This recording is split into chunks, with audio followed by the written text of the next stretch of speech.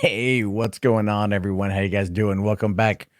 Boulder Talk Radio. Today, of course, is the 10th of September, 2020. It's almost 9/11 day. 19 years. Weird, right? It's weird to think that it's 19 years because I was 19 when it happened. Of course, none of that has anything to do with what I want to talk about tonight.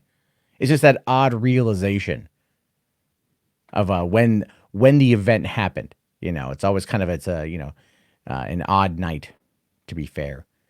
you know. Anyway, today's been an interesting day for a couple different reasons. Today itself has been a bit of an interesting day. We found out that Ethan Ralph has gone on a mass deletion spree as a way to protect himself. He's deleting evidence. And the funny thing is, everyone I've seen talking about it hasn't mentioned the key reason why he's deleting evidence. And of course, we'll talk about that here in a few minutes. I kind of want to give people a chance to come on in. This is kind of a bit of a quick start. I wasn't going to stream tonight. Xander from Bitwave TV was stream sniping the Gunt at the end of that. What I can only imagine was a slog of a show. I could only tune in for a few minutes. I was so bored to tears by the weird Canadian Rip Van Winkle that Ralph had on as a guest, that I tuned in at the end after finishing an episode of The Boys, the newest episode. And then he's like, "Go live, Matt, go live. I can't do this. I need you to pick up the mantle." Well, I'm not going to stream snipe freaking Andy Worski. I have standards, ladies and gentlemen. I have absolute standards. But I hear they're doing better than Ralph, so I guess good for them, because there's a big controversy with that Cuties movie, which I'll talk about, because that whole thing is fucking wild. And but I will say, I actually did try to get a guest on tonight. I did. I tried. I reached out to Dick Masterson because he's been going hard defending this movie. Dick has been out there, placating to anyone who will listen, from his Twitter and from his podcast about this movie, about how it's not as bad as people are making it out to be, that it's art and art should be respected. And I thought, you know what, man, I get what you're trying to say, sure, but you're doing it in a bombastic, hyperbolic manner, typical Dick Masterson. So I thought I would slide into his DMs and invite him on this show to have an adult conversation about this. No hyperbole, no nonsense, just two adults discussing opinions and to see where things went. And Dick was not too happy about that. Dick, he screenshotted the DM and he put it out there calling me a false flagging piece of shit. And we've been going back and forth all evening. It's funny when you think about it, when you think about the response to simply asking someone in good faith, mind you, in actual 100% good faith. This wasn't a gotcha. I actually wanted to have a conversation with him. And his response is to just absolutely spurg out. Right? Because he thinks he's like, I'm not going to lower myself to your standards. Okay. You're still crying about it on Twitter. So maybe I'm living rent free in your head there, Dickie boy. Maybe I'm living rent free in your head.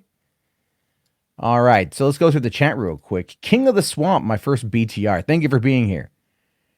This may not be the most high energy stream, but it's definitely better than Subcultured. Let's see here. Al Azmina says, "Oh shit, here we go, boys."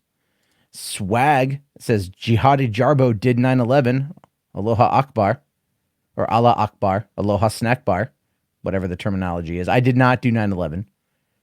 I was in a completely different state at the time. Crackling Cow says, "Gunt guard checking in." I don't know what that necessarily means, but okay, thank you. Jess here says, "Gunt force is added again." I'm not too sure doing what. Are they going to dislike the video? My God. Fucking who cares? All right. Morning Afternoon Headshot says, "My first day of college was 9/11. It was my first year of community college. And when 9/11 happened, And I went to school that day with my friend. And we were both 19. Or he was 18, I was 19. And we were both like, fuck, dude, we're going to get drafted. Like, we're going to get fucking drafted. And then he joined the Navy and I did not. So he didn't get drafted and I didn't get drafted. But, It was a day you never forget where you were, right? It's one of those moments. Like everyone who was around in World War II, I never forgot where I was when when Pearl Harbor happened. And you're like, yeah, yeah, yeah, yeah, yeah. How old are you? 6? All right. Anyway, yeah, it's a crazy shit. Dispatch here says, not missing much with Andy. Am I ever though? I've met the guy. Trust me, you're not missing much. All right, like you're not missing much at all. Andy has the ability. Every time I tune in, I just like to turn off the audio. If I click over to D Live, I just like to turn off the audio and watch Andy and how much he rocks back and forth. You know, because he's rocking back and forth, and you're like, dude, you just did a line of blow. I know you did. And then Kyler sitting there just looking like AIDS Moby. Like he's about 2 chemotherapy sessions away from maybe kicking cancer. But at the same time, in the back of his mind, he knows it's going to return. That sort of, I mean, visually speaking, there's a reason why I'm not on camera. All right. I'm not the most attractive person on the planet. I can admit that. But those two fuckers should absolutely not be on camera. Coked out Wartsky and a person who looks like he's the human embodiment of what Skeletor's an emo teenager would have looked like. No. I mean, he looks like he looks like if Billy Corgan was a Calvin Klein model in the 90s. You know, when emaciation was apparently all the rage. I look at Kyler and I just go, man, can someone get that dude a fucking Whopper? Just put some meat on those bones, man. But no, of course not. Let's see. I didn't even check with Andy, so it's hard to listen non-snipes. I guess so. He fears Muhammad Charpo. I guess so. Yeah. Yeah, there's been that. Let's see. Dax is an ass-mad dipshit. He's angry because he put himself on the defense. No one to blame him but himself. Yeah, 100%. He was screeching at Mr. Vickers. Well, I think everyone is screeching at Vickers, who's not on Vickers' side because they're trying to protect the Gunt. They're trying to protect the guard. We get it. We're trying to get it here.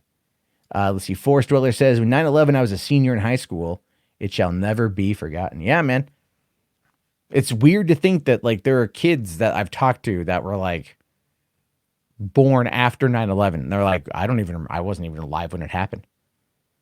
You know, I was like Pearl Harbor, like, you know, all that shit, like, you know, was a fucking solid 40 years before I was born. So, you know, it's totally like there's just a generational disconnect. But now it's like these kids have grown up with it not even being something that they lived through. It's weird to think about. And it won't be, I mean, but now they're living through COVID. So, you know, I guess we're all living, I have no fucking idea. It's a terrible situation. All right.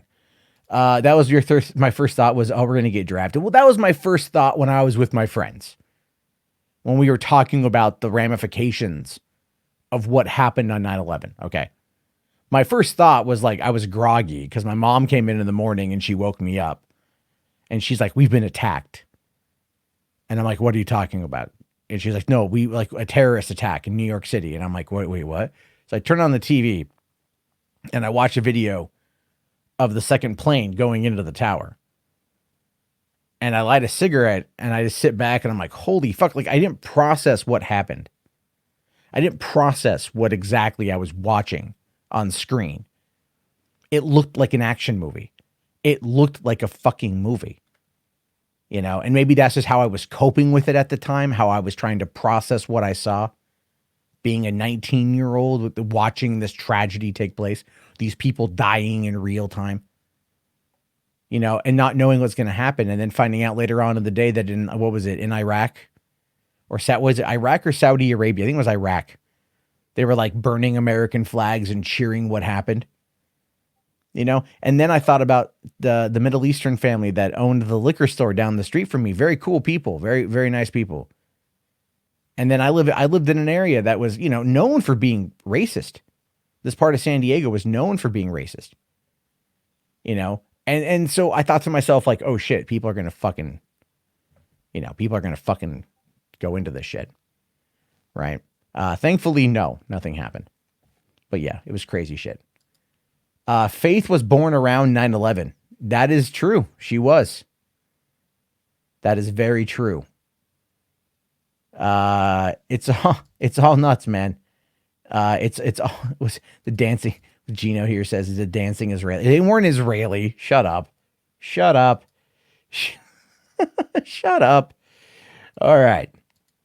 So 10 minutes on, let's talk about some shit here. Let's talk about, I've been thinking, before we dive in, I've been thinking about cutting out segments of this. I did it before where I talked about Ralph and I cut out the segment and I put it up. And like, no one was happy that I put up the segment, right? Like, no one was happy that I put up the segment. I was like, people were giving me so much shit for that.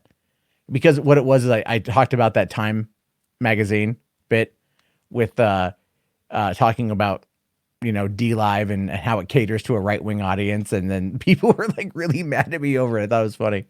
Anyway, I'm not trying to dive into politics, but this might be something worth clipping out, at least giving my opinion. Someone's going to clip it out anyway, which is entirely fine. I've actually, by the way, full disclosure here, I give full permission to clip out any bit of the show and republish it on your channel if you want, add it to a collection, monetize it. I don't give a fuck. That's where I'm at with it. I do this for fun. Trust me when I say I make no money off of this outside of some super chats. So really, that's about it. Anyway, I might clip this bit out talking about the gun. It's not because I'm not going to show any evidence because I don't have anything prepped, but I'm going to talk about what happened and why. So today has been kind of interesting because Ethan has been a naughty, naughty boy, and it's a proven naughty, naughty boy. And that to me is the most hysterical thing. We can see that Ethan himself is trying to Janny the overall situation. He understands now, and whatever Vickers threatened him with, he is now trying to cover his ass digitally. But the problem is people out there are smarter than Ethan Ralph, and they've paid attention more than Ethan Ralph, and he can try to scrub away all the evidence he wants, but the internet never forgets, and the internet will always be archived, and the archive by smarter people are right now collecting all the data and all the evidence that they can, and I assume many of whom will then take that information and that data over to Mr. Vickers. And allow me to explain. So Ralph, in the tail end of 2018, after this $27,000 St. Jude charity stream called the Heel Stream, where they brought on actual Holocaust deniers and made terrible jokes, it got called out by the Wall Street Journal. And as a result of that, St. Jude's refunded the money and YouTube terminated the kill stream. Effectively, they aborted the retort off the platform. And Ralph needed an alternative account in order to be able to still chat amongst his peers on this much larger and much more used platform. So he created an alternate account called Punished Ralph. And everyone knew it was him. He admitted it was him many different times. He's admitted it on the kill stream even recently. Everyone knew Punished Ralph was Ralph. And if he popped up in a stream, you knew exactly who it was. He popped up even on this channel. And he's tried coming on the show. Well, no, it was on another channel, but it was through my StreamYard. And it was him. So why is this important? Well, he deleted that account today. He absolutely, positively deleted that account. Now the question then becomes why? Why would he go and delete this account? He's talked about it. Everyone knows that it's him. They know that he's going to be discussing things on YouTube with it. Now, is it to, let's say, delete his report history? Perhaps. That's been a speculation I've heard today. I don't believe so. Now, people have asked him repeatedly to show his report history, and he's refused. He's denied it. All while he has made no bones about coming after me for my flagging from 2 years ago, but he's afraid to show his report history. I wonder why. Right? And we get all that. But what would be the other reason? Why would he delete the account? Well, earlier today, a gentleman posted a video showcasing the comments that Ralph made on a Halfway Crook, Chris's live stream from the 11th of last month. So it's been almost a month since we saw the sex tape. Still horrifying. But Ralph has been telling Faith, oh, baby, I was hacked. Baby, I was hacked. And Faith believes him, so she says. I don't think she actually believes him. I think she knows he's full of shit, but she's using it as a power grab. She's using that fear that he has of finding out as a way to further control him. Trust me, I think this is where we are. So anyway, Ralph goes and deletes this, but all the archived evidence can prove that it was actually him. Now, Ralph on his own show has acknowledged that the tape was released, has denied explaining how it happened. He told Faith he was hacked. He told his friends he was hacked. The Gunt guards came out in force. They closed ranks around him. They protected the Gunt.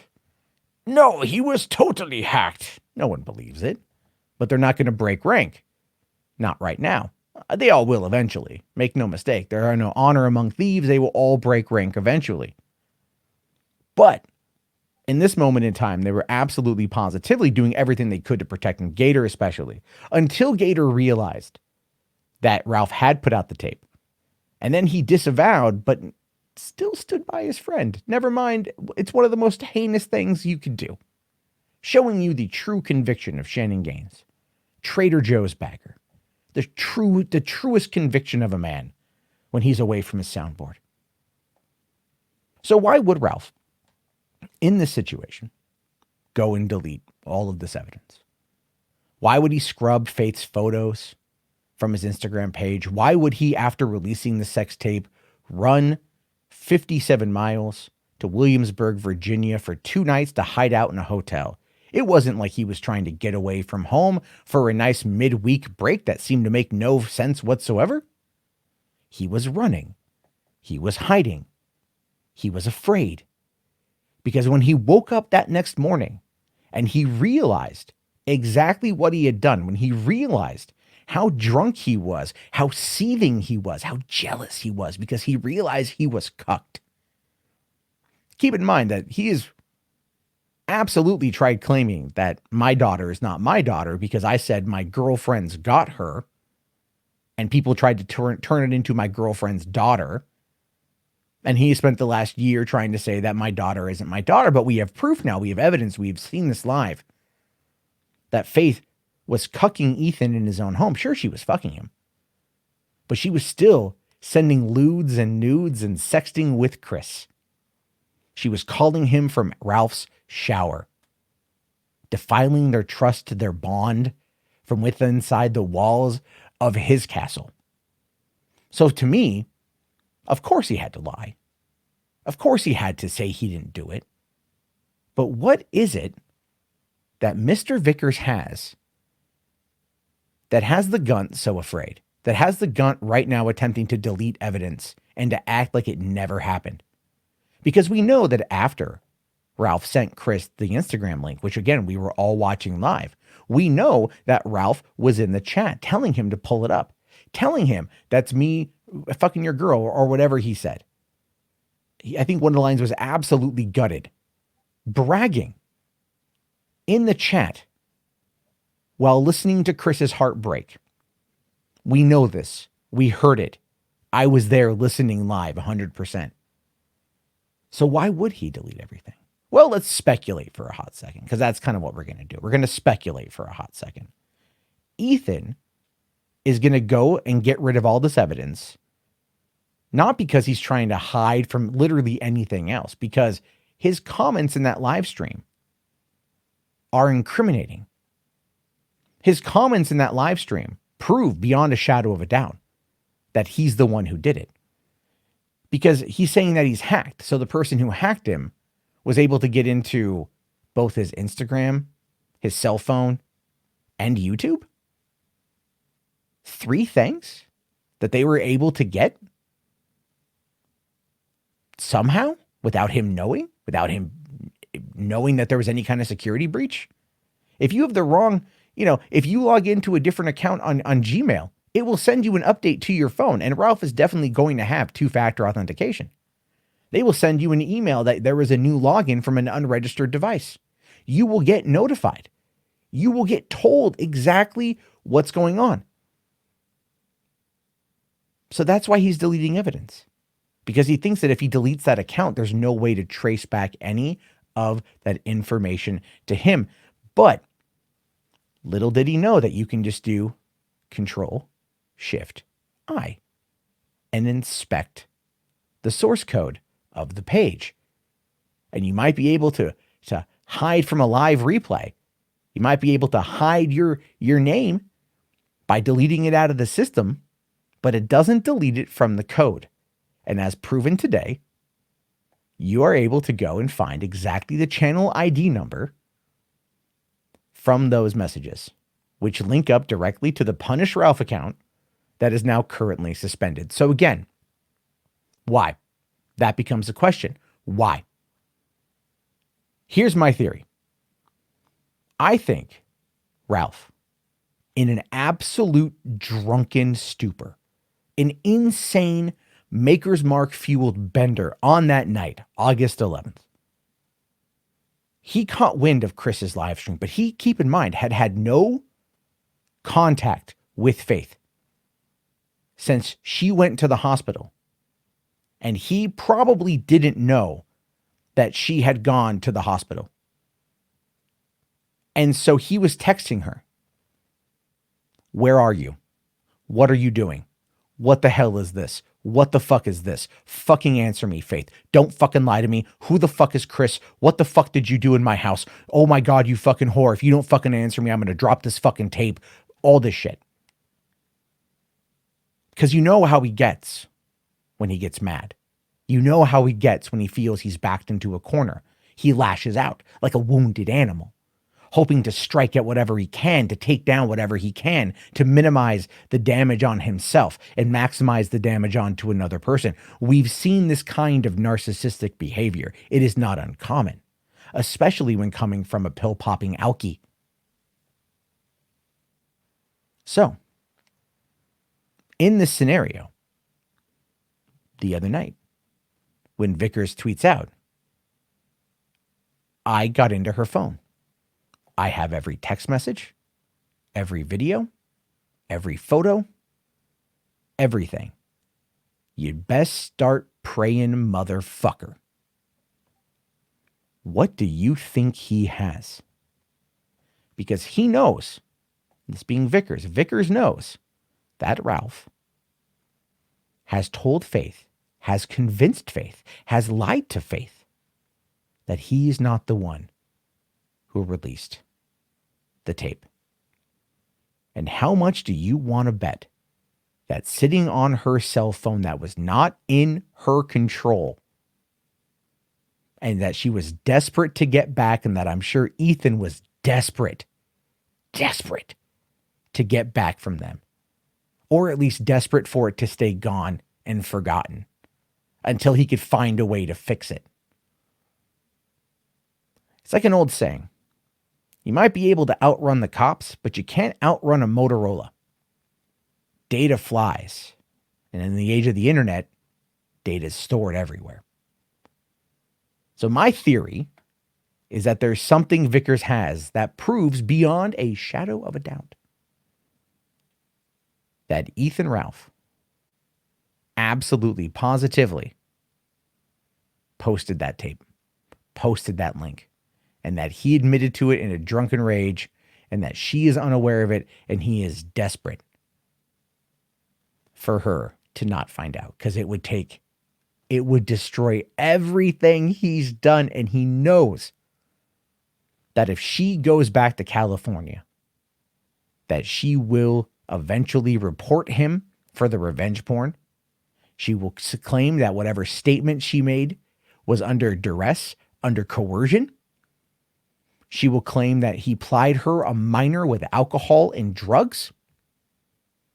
And she could not legally consent to that tape being made because she was under the influence provided by someone nearly double her age. That is do not pass go. That is do not collect $200. That is no more probation. That is no more parole. That is felony after felony after felony. And that is jail time. And that is something you don't walk away from. So all of his posturing, all of his narcissism, all of his ego, everything he's doing right now in a desperate attempt to cope with the crushing reality that is surrounding his house, surrounding his mind, surrounding the future of his life. He is not going to walk away from this if, and I say this if, I have to speculate, it's all speculation, if Vickers has proof on the phone. And I think he does. So the fate of Ralph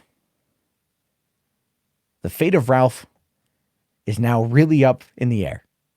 And we don't fucking know where it's going to go. But Vickers has a solid fucking idea. And he's basically gone radio silent because he always said he's going to take this shit to the cops. He's not going to post it. He's not going to put it on his website. He's not going to link it to any of us. We're all in the dark except for Ethan and Mr. Vickers. They're the two that know. Now we're in the game. Now we're in the end game. And whatever happens next, it's going to be fucking marvelous.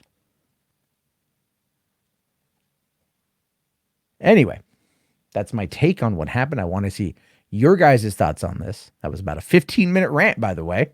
I think I did pretty fucking good on that. 15 minutes nonstop. I'll have to clip that out. So, what do you guys think? Let me know. We're going to open up the calls right there in the chat. You guys can come on in. Let me see here.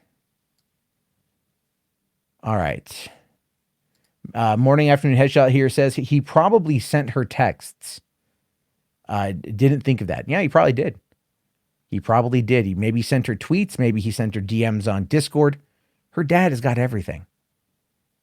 Her dad has got literally fucking everything. At no point in time is he going to walk away from this when he's got all that info and all of that. He's been building a case and he's been leaking bits here, bits there as a way to just have so much fucking fun with it. You gotta enjoy it. You gotta really enjoy it, in my opinion. All right, I'm actually going to clip out that whole little bit there. There we go. Clip that out right now. Okay. So the phone lines are open. Turn off that pesky ad blocker, Charbo. That pesky U-block. I've got U-block on. Don't judge me. Let's see here. But if there's things that have popped up, all right. Let me just make sure. I want to make sure if anyone here. All right, the mods. Okay, cool. Nothing I need to look at. All right. So is he going to jail for sure this time? I don't know. I mean, a lot of what he's doing is probably more on the misdemeanor side than anything else. However, I do believe that Vickers has got him by the balls. I really do. I think he's got him by the balls. Let's see here. Oh, yeah, top chat. Okay, I'm sorry. I forgot to put this thing on live chat. My bad. There we go. Now it's on live chat. My bad. Thanks for letting me know. Okay. Let's see here. Moon Mutation here says, I thought people had Face ID on their phones or a 4-digit PIN. Is he bluffing? No, you can get around that if you Faith probably only just had a standard lock, a standard lock. She's not, I mean, come on. She believes Ralph didn't post the tape. I think we can kind of figure at this point that, it is what it is. All right. So we got Hondo the Razor. What's going on, man? Dude, did you see what happened to Mr. Girl, live? No, I didn't watch it live. God. I was following. Holy shit, dude. I took a look at the thread on Kiwi Farms before going live to see if there's anything I'd missed. And I really hate the fact that I'm reading Kiwi Farms now, But something about He's got a Pornhub account. I saw that. Yeah, no. It's worse than that, dude. They freaking like within a span of I think 10 minutes, they just found everything about him. It was crazy seeing the Kiwis work, but literally they were calling his phone live while he was on like the air with Ralph, and you could see him look over on the side. Like I think Dispatch was the one that actually called him. Like he straight up called the number. That doesn't surprise me if Dispatch called him. That really doesn't No, surprise me. it was amazing because like I actually used to watch Mr. Girl's content a lot, right? Because he got recommended to me. I forgot which YouTuber, right? But I didn't know the guy was a pedophile. Like if I'd known, I wouldn't have watched him. You know? Yeah, I was told by a mutual friend between I guess that I should invite him on here because I was trying to get Dick Masterson to come on, right, and have it talk about the situation because I don't think Dick is a pedo. I don't think Dick is a pedo, but like I understand. I think what he's trying to say, right? But he's so wrapped in his ego that he's just going to keep doubling down on it till it destroys him. And I'm also not really against that, but I thought I would, I know what it's like for people to go after somebody, so I thought I had sincerity. Fuck, that's my problem. But no, this Mr. Girl guy, I saw his review today. I watched his review, and I haven't. I was uncomfortable. I was very uncomfortable watching it, and it wasn't because of like it was his response to it, right? Like the way he describes it just made me very, very, very uncomfortable. And I almost turned it off a couple times. I was like, maybe it's all a troll. Maybe it's kayfabe. Maybe it's something. He's doing this to just troll people. But like when he talks about like how, like there's going to be, thousands of people jerking off to this movie. My immediate question would have been like, well, are you one of those people? And I think that he had says some mental problems because like he got arrested in the past. I didn't know this until the Kiwis found out, or some people are saying it was Play Gang. I don't know who the fuck doxed him first, but I don't know. It's not hard. Once you know his name, it's really not that difficult if you're not aware of where your information is hosted. The guy was literally in school making threats or like advocating on behalf of some fucking school shooter. I forgot which one, but they pulled up the article and he got arrested for it. That was fucking hilarious. And I know because I used to watch the channel, he got arrested before in the past too, doing some other shit, like with a gun. Like he made some fucking threats online or some shit, and they came to his house and arrested him. So like he has a history. Like he has some serious mental problems. He's taken some stupid stances. Like he's pro rape. Why? Like, Why? Jesus Christ. Yeah. I know. Like I at first back then I thought he was trolling because that's how he was like introduced to me. He's just some troll, kind of like that way that Carl guy is. I forgot his name. You know Carl, right? The Carl with the two eyes. The guy that told the protesters to flip a car and he got called out. I don't. Vito? No, not Vito. I know Vito was retweeted his review today. I know that much. No, it's some other guy, but no, fucking, he has some serious mental problems, and Mr. Okay. Brolins, Dispatch just sent me a link of him being arrested for comments. This was from 2019. A University of Colorado student has been arrested for making threatening comments in class that seemed sympathetic towards a gunman who killed 32 students at Virginia. Wow, why? Fuck, come on. Yeah. Jesus Christ. I mean, like, I watched that one video of his today, and like, I was like, no. Because I've been getting people like asking me like, oh, are you going to watch Cuties and review it? And I'm like, no, I don't want to like, even if like, because I just find it to be so wildly uncomfortable. And I get that's the point of the movie. Like I understand it's the point that it's meant to make you uncomfortable, but I'm also like, I don't want to subject myself to that.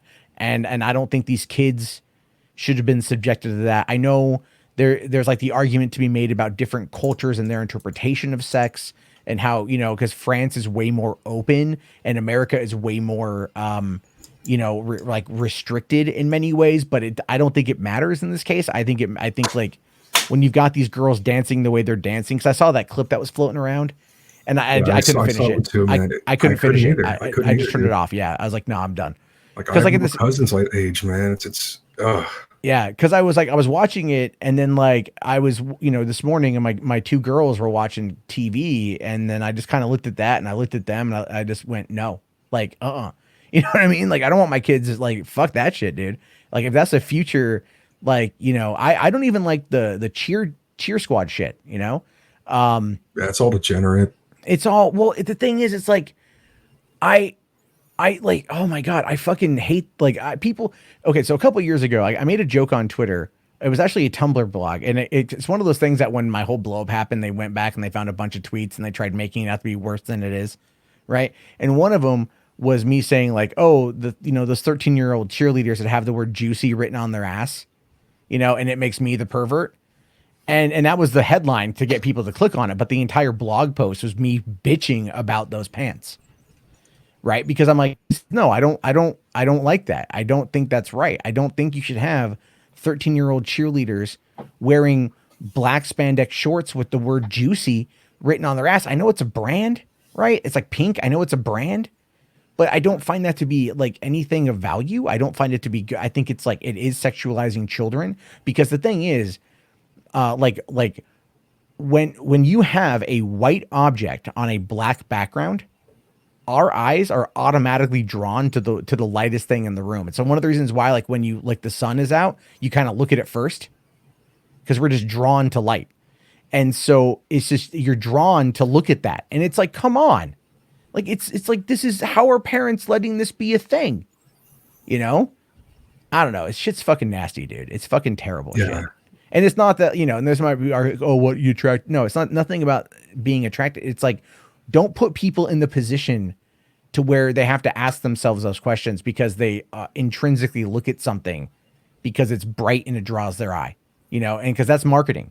Marketing's all colors, like you go to a Mexican restaurant and the colors are usually red and yellow. You know why? Because it triggers a hunger response. McDonald's logo, red and yellow and white. Well, Burger King. Those are also like Mexican colors. Like they actually paint their houses red, yellow, like fucking turquoise, like yeah, teal. yeah, a lot of turquoise down there. I love turquoise. I think it's a great color. So I'm like, all right, it's cool, dog. All I'm saying is like we respond to things subconsciously is what I'm trying to say. And I think in the age of the internet and people not being as educated as I think they should be, they may not understand physical responses to things that are beyond their control. And so it's like, and so a marketing always does this. Marketing always, look at Disney, all right? Look at fucking Disneyland. Do you know what happens when you walk into a fucking the main street in Disneyland? The pink reduces some shit in your eyes, the corneas or some crap, so that all colors are brighter. Yeah, not only that, but they pump out smells. They literally pump out smells that they manufacture in a lab in order to make it smell like fresh baked cookies or other sweets, because it's meant to entice you to go and buy food, because that's where they have all the pastry shops, is in Main Street. Yeah, the line about the advertisement, like it turns out that the advertisement that they showed to us Americans is actually way tamer. The movie's like 10 times worse. Because right now as we speak, they're actually editing the movie for the U.S. release, or at least that's the plan. They're actually. I haven't heard. I've seen some articles today that were saying like they're defending it. Well, it's not just that. Like they're actually, as we speak, editing the movie, because like there are a lot of bad scenes in there. From what I understand, there was a scene where one girl like took a photo of her private parts and put it on the internet, and they did some kind of like live cam show type shit. And these scenes are being taken out of the movie that they're going to show. And we know this because the rating board that rates these movies in these countries, right? I think like even the US one, they give you the reason why they rated a movie the way it is, right? And the reason why it's getting all these like TVMA type ratings is because there were scenes that depicted that. Now, I don't know if it showed it on screen per se, like a little kid's private parts, but I mean like, yeah. Well, I heard about that scene. And my first thought was like, wait, did they show it? Like, I don't think they would show it. They all go to prison. Like, if they would, I mean, yeah, it's like, yeah. I was like, I heard that and I'm like, no. Because the movie, like when I first saw the trailer, my first thought was like, it was kind of in line, I think, with what the director was intending, which is it's a scathing critique on Islam and how it treats women as second-class citizens. And I agree with that because it's true. They do, and I kind of took it as like that rebellious aspect of it. But when it got into like the dancing, I'm like, no, I just no. Like if you cut all that shit out, or edit around it, like, but when but they do the close-ups on the I'm just, no, man. Yeah. Like I nothing about this is appealing to me, like, like I was 18 when Bring It On came out, and all those girls are over 18, so it's nowhere near the same thing. But this is just, this is just weird. And but the thing is, like, again, where I'm torn, where I'm torn from having worked in LA is like, I understand the artistic intent of what they were going for. I'm not saying I agree with it, but I'm saying I understand without condoning it. I'm condemning it, but I get it. But I still, like, I just don't like it. I'm just not going to watch it. I'm just not going to watch it. It's all I can do. I'm not going to sit there and fucking, like, seek out these clips because, I'll tell you this, man. I know people like, okay, come on, like, looking back, this is where my thoughts were today.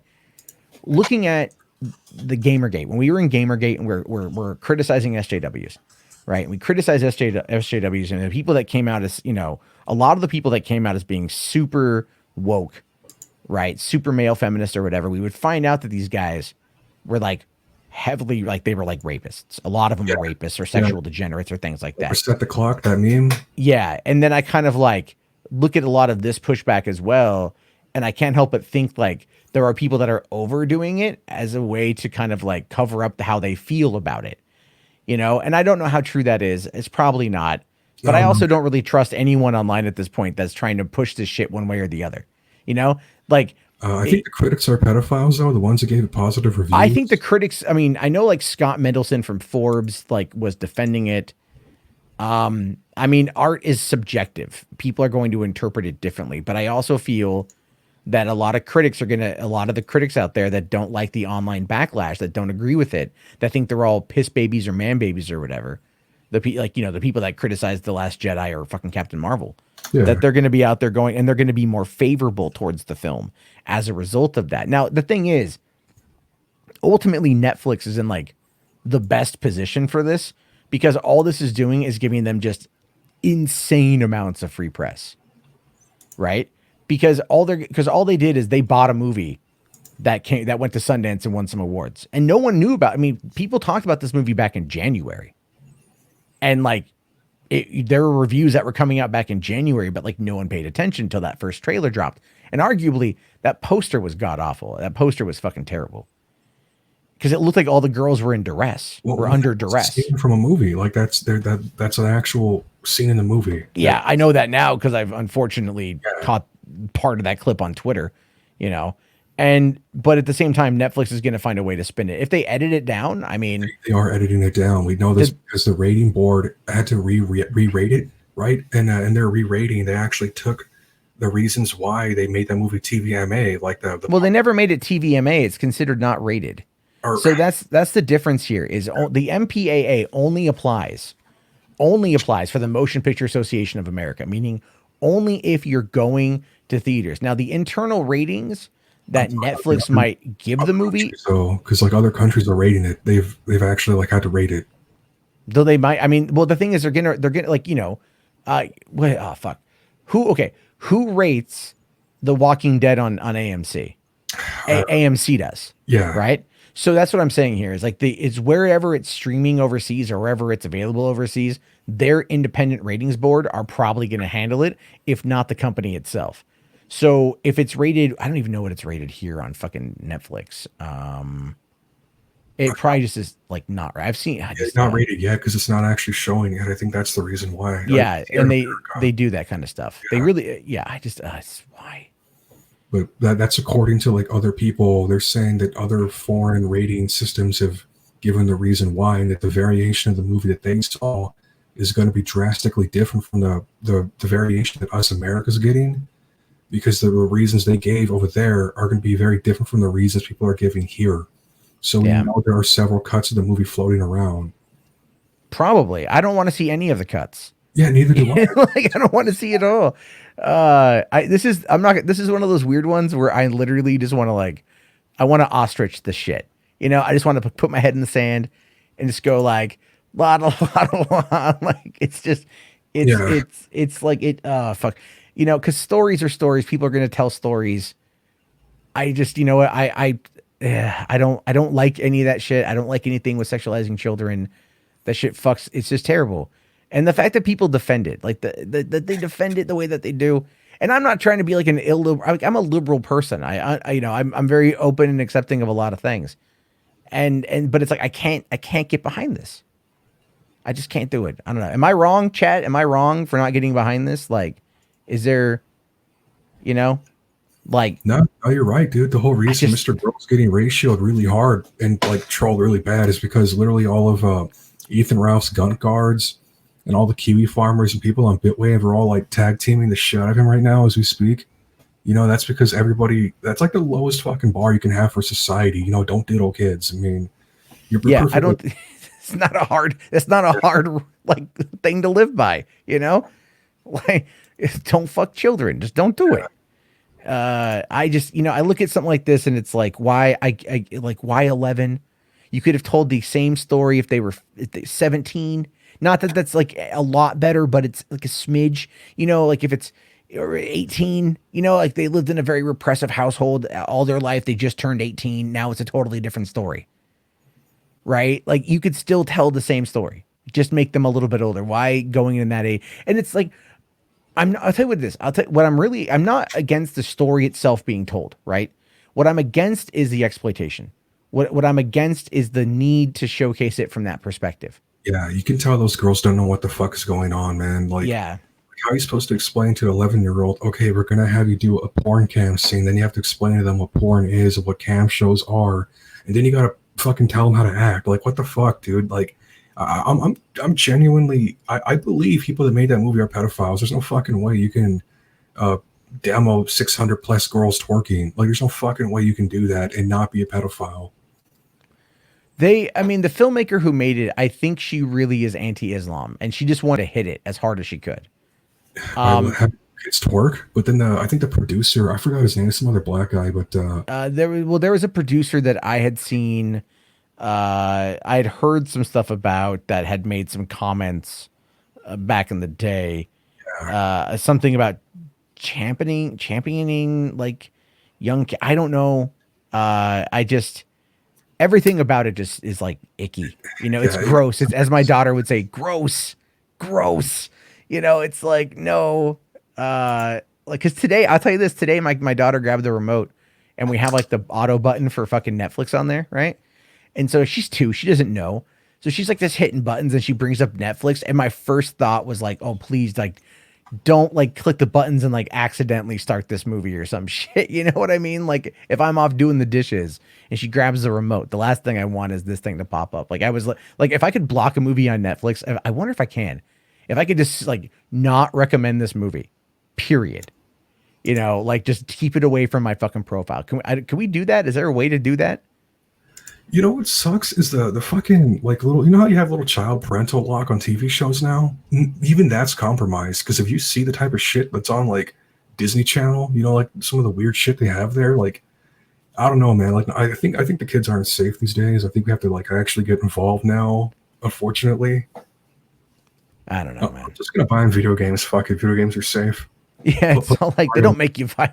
It's you play a game like Fortnite, you're probably not going to go shoot up a school, but you watch a movie like Cuties, and quite frankly, anything could happen. I think it's just and that Mr. Girl does that just weirded me the fuck out, Yeah. because like I just imagine I know like he could have recorded that from like a windowless van with free candy scrawled on the side, and it would have been I don't know, like you would have gone like, yeah, I get it. No, dude, he has some mental problems, man. Like his fucking Pornhub thing. Like, why would you make that? I Why? don't know. I just like I clicked on it because I saw the link and I'm like, wait, what? And I clicked on it real quick, and then like this thumbnail of him like having ejaculated on his stomach, and I'm like, why am I looking at this? Dude, him and Ethan Ralph have the same size dick, apparently. Were they comparing it on? Were they like, talking about it Yes. on? Oh, like, well, I see your dick is the same size as mine. Do you want to fucking meet up and sword fight? Oh, no, no, not I want to show. I mean, like the Kiwis and people like that. Oh, well, that sounds about right. They're gonna dive in and just go like, it's like when Shia LaBeouf's flag was in the middle of Tennessee, and you had people on 4chan turning into junior astronomers. Here they're going to be running with like some kind of ruler to measure both. Well, you saw how they measured Ralph, right? Using the fucking like a vape thing. I tried. I I Literally go. saw I was scrolling through and I saw the vape thing and I don't know what this, I just skipped past it, but uh I You thought know, they were making fun of the fact he had like this, like, like baby's first vape. no, it's because they literally took it, found the model, the exact model it was, looked at the dimensions of it, and they managed to get an accurate height of Ethan Ralph. Turns out he's closer to 5'6", because we all believed he was actually 5'1", No, which I knew he was 5'7" or 5'6", somewhere in there. I knew that. It was but it's because it gets under his skin to call him yeah, 5'1". Well, did you ever see the video of him when he actually made a video? His mom shot a video of him putting up a ruler, like a tape measure, to his height and like duct taping it to his wall in order to make a video showcasing that he was actually 5'6", 5'7". I It didn't see it one. exists. It exists. And like I remember when he posted it on Twitter because he was in a fight with a dude named Bro Team Pill, who's like a massive troll, and he was trolling the fuck out of Ethan, calling him 5'1" and short and all this shit. And Ethan can't, again. These sociopaths, they're drawn to each other. Him and Dick, they're drawn to each other, and it's so fucking funny because he had to do this video of like owning the A log, right? Of like this shows you how desperate he is to win, how desperate he is to actually try to win, that he always just ends up embarrassing himself, whether it's duct taping a tape measure to the wall to showcase how tall he is, or releasing his own sex tape in order to get back at the online boyfriend of his current girlfriend. Dude, I'm just waiting for the 48 hours to be up, man. I need to see what Vickers has. I think, well, Vickers is not going to post it. It's like I said, it's like Vickers, at this point, he hasn't gone fully radio silent. But he hasn't posted anything in over 24 hours to the website or really onto his Twitter. I think the only thing he's posted in the day was, yeah. So I guess like Phantom Organization was like grifting during that interview. Yeah, he left. Okay, so what happened was Godwinson apparently and Vickers, or maybe just Godwinson, because Godwinson's like a real stickler for this, but he doesn't like to have donations on during these type of like Yeah, I get it. I get that. Yeah. but PPP left them on because he wanted the money, which I thought was fucking hilarious. And apparently, not PPP, sorry, PO, Phantom Organization, and then PPP got pissed off at Godwinson, thinking that he was the one that had the donations enabled, and that caused a fight between those two, which I thought was fucking funny. Yeah, that's So pretty entertaining in my mind. It's like I know that PPP and Godwinson are like in this weird kind of play fight because it's not real. It's all kayfabe. Like those guys are really. I think they're pretty solid, to be honest with you, but I don't know the details. I just like I heard that they were fighting. Like PPP's calling him Snake Winson or something, and I'm like, what? No, you you guys like hang out together all the time. But I will say that I really did enjoy Godwinson's interviewing of the Vickers. I thought that was that he handled it with professionalism and class because I really did not like when they had that Turk February guy on to play Mr. Vickers last month. I felt that was very low class. And maybe that's just me, but I just, I thought that it was like, really, guys, you can do better than this. Like, because here's the thing. When it comes to attacking people like Ethan, when it comes to attacking people like Dick, a lot of people get it all wrong, right? They get it all wrong because they don't understand how to actually get at these people. You have to find what makes them upset and then keep hitting that point. If you hit them with like a hard, if you go to Ethan Ralph and you go like, the hard R. yeah, if you go like if you hit him and you go, you're just you're just a pedophile or something. Same thing even to Dick, or you're like a white nationalist. It's somewhat one of those really absurd claims that's actually relatively easy to disclaim or to disprove, and it's easy to deflect because it's so out there, it's so abundantly untrue that it just ends up being noise.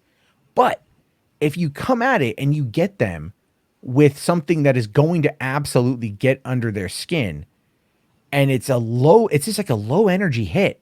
The low energy hits will absolutely go right through their shields because they can't deflect from it when it's pure criticism, but it's just levied at them in a normal way. Like look at Ralph when he called me. He's all like trying to get me, and I'm like, yeah, your dad's dead. What do you got? You know? And then he's like, "Arr, arr, arr," and he hung up. Hasn't called me again. Right? Well, I mean, he can't now because of all the fucking flag history shit with him. He knows. Oh yeah, it's no, like, he knows. Yeah, that's the thing. They know if they come on with me. you're gonna bring it up. You're gonna bring it Of up. course I'm bringing it up. But it's the same thing. It's like that's how, I've pissed off people. Like I had a girl last year. She's her name is Mecha Random 42. She's this harpy ass YouTuber on the movie side of things. Fucking hate her. And I happened to come across a live stream where she was bitching about Black Panther. This is like at the end of 2018. And all I said to her was like, she's like, the movie sucks. And then she goes like, I haven't seen it. And I go, wait, how can you say the movie sucks if you haven't seen it? Like, how can you review it if you haven't seen it?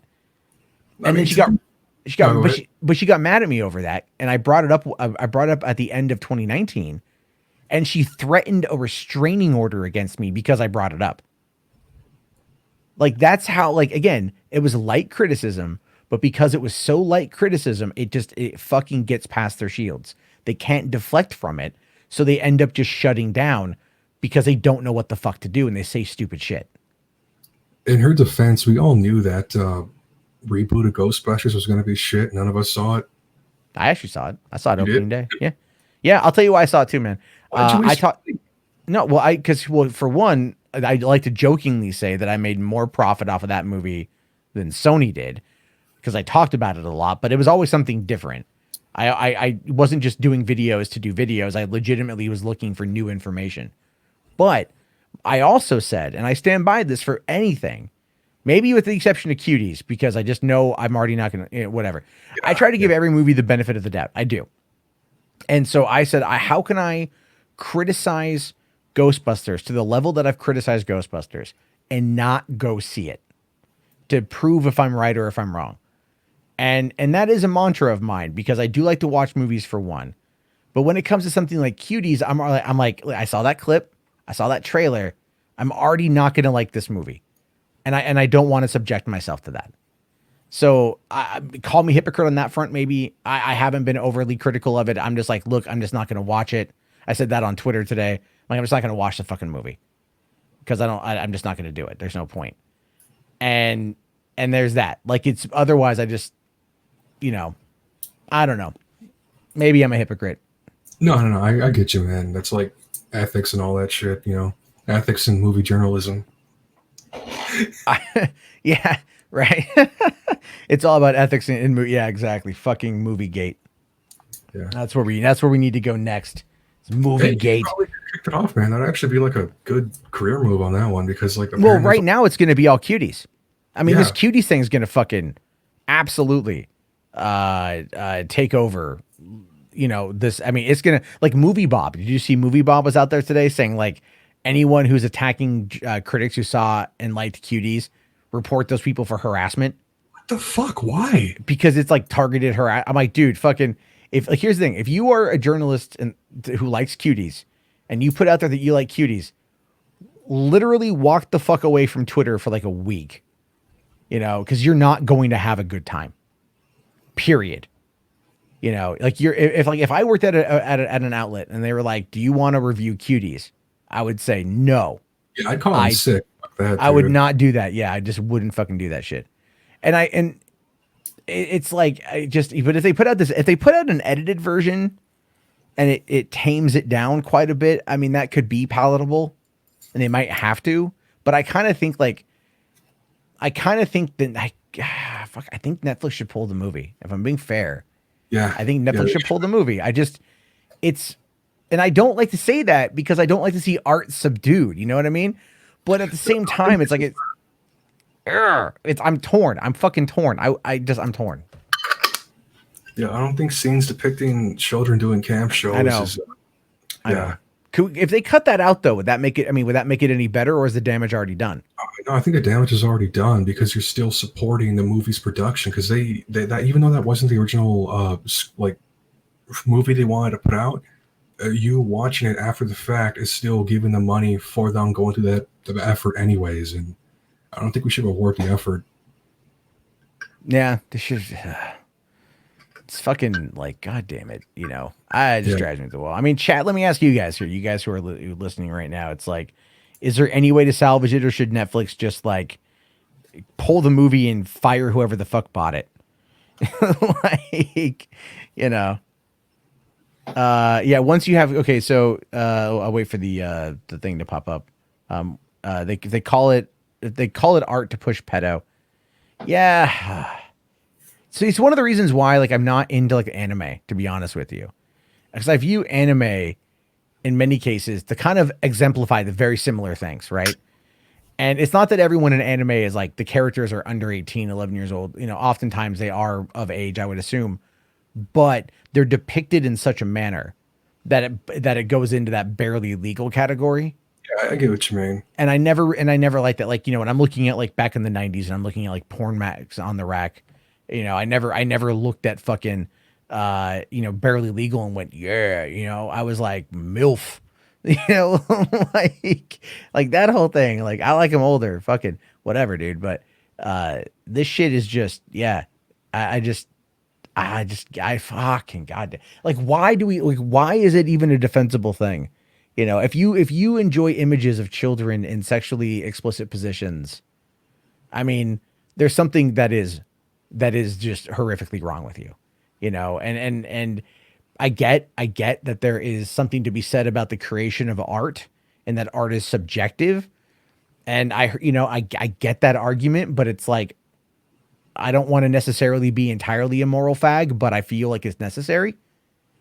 And it's only gotten worse since I had kids. I'll tell you this. Like if Cuties would have come out, I didn't have kids, I probably wouldn't care as much, to be honest with you. Because it wouldn't impact me in the same way. Right? It wouldn't impact. It's not to say that I wouldn't care, that I wouldn't be critical of it. I would say I don't like it, but it wouldn't have given me such a visceral reaction. Does that make sense? Yeah, no, that's perfectly fine. Like I have little sisters, I get it, dude. Yeah, it's like it's like it's like it's because like I immediately thought of my kids and I'm just like no, man, like no. I'll like this is true. I was like a few months after my first daughter was born, I was surfing Reddit, and you know they have a whole bunch of porn gifs on there, and I just clicked on one to see what it was all about. And one of my thoughts as I was watching this, I'm watching this girl just get like railed, right, by like 5 dudes. And my thought went to like, I really wonder what her father would think about this. God damn. Right? And then I might click off of it. I just clicked off of it and went, yeah, I'm good. Like, I'm good. You know what? I'm good. I'm fine. This is okay. I'm done. You know what? I'm just going to go over to the safe for work Reddit part for a while. You know, and I told it to my friend the next day and he's all like, oh, you are a fucking dad. Dude, people let Chans do that, man. They'll like do the reverse face search shit, find porn stars and like show their families. That was actually like a big thing they all got in trouble for like a few years ago. Oh, no, I think I know what you're talking about. Like there's an app that lets you scroll through Facebook based on the face that you took, and they would take like the face in the porn, and that's the deep fakes. The deep fakes. No, not the deep fake, not the deep fake. It was like Okay. some face search type software shit. The Facebook, like some company made for Facebook, and some trolls got a hold of it right on the Chans, and then that's how they were like outing porn stars. They had to stop it though, because like I think they shut it down for the public or some shit. But yeah, that was funny. That was funny. I didn't. I think I heard about that one. What got me was the deep fakes. Did you ever see when they had the first deep fakes started making their way around the web? One of the ones that I saw that cracked me the most, and it's probably still on Pornhub, is Lauren Southern. God damn. And Lauren Southern, they took Lauren Southern and they put her on a girl and doing reverse cowgirl. And the thing is though, it's like a video where she's just where Lauren's just doing her talking head stuff. Yeah. And so it's just her talking as she's just like, as it's bouncing up and down. And I was laughing because like her image quality on her face looks so much better than the rest of the image quality. But that was because at the time when she first got into doing these vlogs, she bought this like Canon Mark D or Canon 5D Mark II, which is a really nice DSLR with a really nice lens. So she started putting out these like 4K videos. And I DM'd her one day and I'm like, what camera do you have? Like, that looks really fucking good. You know, because when I see someone with like a really good looking camera on YouTube, I usually try to find out which one it is because I'm a tech junkie. Yeah. And so she told me what it was. And so then I ended up seeing this like video when it came out. And I'm all like, oh yeah, that's from that fucking Canon camera. Oh, really good quality. It's really good quality. And she's talking and it just looked really weird. It just looked super weird to see that. So I'm like, oh, I know Lauren, and here, it's a weird thing to see, but it's the internet. I'm pretty sure people have put my face on like the weirdest shit. Like when everything with me went down, there a whole bunch of fan art came out, like really mean fan art, but like some of it was pretty funny. Like the Boulder meme, I thought was great. But someone like drew me as like a pig, right? Like they put my face on a pig's body and then and then it was in like saran wrap at a grocery store. Like I was a dead pig to be sold off to be barbecued or some shit. And that was interesting. Someone else drew me in like some weird hentai anime pose, but like they drew me as like a lot thicker than I am. Like they really miscalculated the size of my body. They made me like really buff. And then but it was in some weird, like, I'm like slightly covering my crotch pose. And I'm like, who the fuck would make this? Like what would inspire you to draw this sort of thing? But to me, that's always kind of funny because it's weird when you are the muse for someone's art, I'm just waiting for like the deep fake voice shit to get better because I think that's going to be fun. I think that's going to get really, really fun. Oh yeah, well the deep fakes are. I mean, they're still doing their stuff. Yeah, but I mean, like just the voice technology. Toaster says Jarbo wants mommy Southern milkers. No, I just no. I've known Lauren. I've known Lauren for a long time, so I've known her since like she was sane, in my opinion. Because I think she's kind of lost it a little bit, but I've known her for. Her, like, centrist thing right now. She like abandoned the alt light and fucking became like a centrist or some shit. She's definitely not a centrist, 100%. She's still gonna be playing that right wing stuff. But yeah, she was a libertarian when I first met her. She was a libertarian when I first met her, and then she got caught up with the Blaze, and then she became more right wing, and then she got caught up with Milo and that whole far right thing, and then she wrote this book called like Barbarians. And apparently it was only like 70 pages long. It was like just a short book that went up on Amazon. And but I will say, like, she started doing the documentary stuff, which I thought that was interesting because I like documentaries. But then, yeah, she fucked off for a while. She got married. She had a kid. And then she came back. I don't know. I've never hated Lauren. I mean, I don't agree with her politics in many, many, many, many, many ways. But the whole Paul Joseph Watson shit was hilarious. Oh, them going back and forth, that was hysterical, yeah. Dude, fucking hell, man. Like, PJW, why would you do that? Like, why? Like, was he that depressed that he didn't get to marry Lauren Southern that he had to fucking start just divulging personal details and shit? Like, I think, yeah. I think, like, I think it was because he said, I haven't seen much out of Paul Joseph Watson in a while. At all. I haven't seen much out of him. And I'm okay with that because I really don't like Paul Joseph Watson. Yeah, neither do I. He's a grifter. I mean, so is Lauren Southern, but, still. Well, they're all grifters, dude. I mean, to an extent, like, if you do this as kind of a job, you're going to be playing an angle, right? I don't think a lot of people are ever really going to be themselves. People always like to tell, like when I invited Dick Masterson on, a lot of people were like, oh, he was like, you're fucking untalented. Your charisma, you have no charisma. You're just a black hole, blah, blah, blah. Right. And I'm all like, yeah, that's your, I said, that's your interpretation. But given your friends, I'm going to take it with a Ralph size grain of salt. Like, what you cater to neats. Your audience base are dudes who don't know what it's like to ever have seen a vagina outside of a fucking television screen. Like, this is the kind of people you talk to. I don't know who the fuck takes him serious anymore. Like, well, it's because he came off the Maddox thing. Yeah. So what he did is he got real lucky because he came off of the Maddox thing. Dick has always been a grifter. Let's be fair. He's always been a grifter, but it's also an act too. Because I've met Dax. So I know what he's like when he's not in character. But the veil comes off and on very quickly. And he's always been a grifter. He's always tried to be like that over the top male chauvinist, but now he's kind of like backing off that a little bit, I think. And he's trying to still be that free speech guy, but it's like now he's doubling down on lolly and cuties. And it's like, dude, I would just not talk about these subjects, like stop it. Cause you're only going to hurt yourself. He's been losing patrons. It's dropping down again. I mean, is he ever going to like lose enough to where he's not making 20 some grand a month? Probably not. But people are losing interest in him. And it's always been my theory that the reason why he sauntered up to Ralph was because he saw Ralph's rise in 2018 and early, at the end of 2018, and he saw maybe potential in Ralph, but also an audience to tap into. Because you can only go so far when you're basically trying to be a comedic Roosh V. And that's really not very far. He makes a lot of money, but it's a small audience and it hasn't grown. Like tonight, he was coming at me in DMs, and I just flat out told him, I said, dude, you've plateaued. You're not going to grow. And you've tied your fate to Ethan. So you're already fucked. Yep. Like, that's it. I'm like, do you really think the trolls aren't going to fucking turn on you once they're done with him? And that was actually funny, like seeing Ralph like platform like that whole fight between Andy and Mr. Girl about the whole like cuties thing, because he's friends with Dax, and Dax is like defending the movie Cuties and defending pedophilia and all this shit. So like, how the fuck do you work that angle? Like your good buddy that you look up to as a father figure is literally pro pedo, but you're gonna sit here and pretend like you're not gonna have that stance either. Like, I don't know what the fuck Ralph's problem was with that one, man. Like, that was weird. Well, it's all about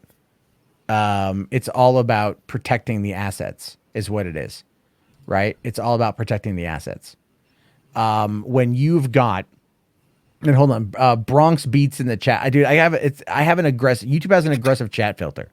So if something gets hidden, I'll do what I can to fucking catch it, but they got an aggressive filter. So I guess deal with it. But no, in this case, it's protecting a business decision. So, look at like Ralph and Ricada and Dick. Ricada got big off of originally the Maddox thing, and then it was the Vic Mignogna thing.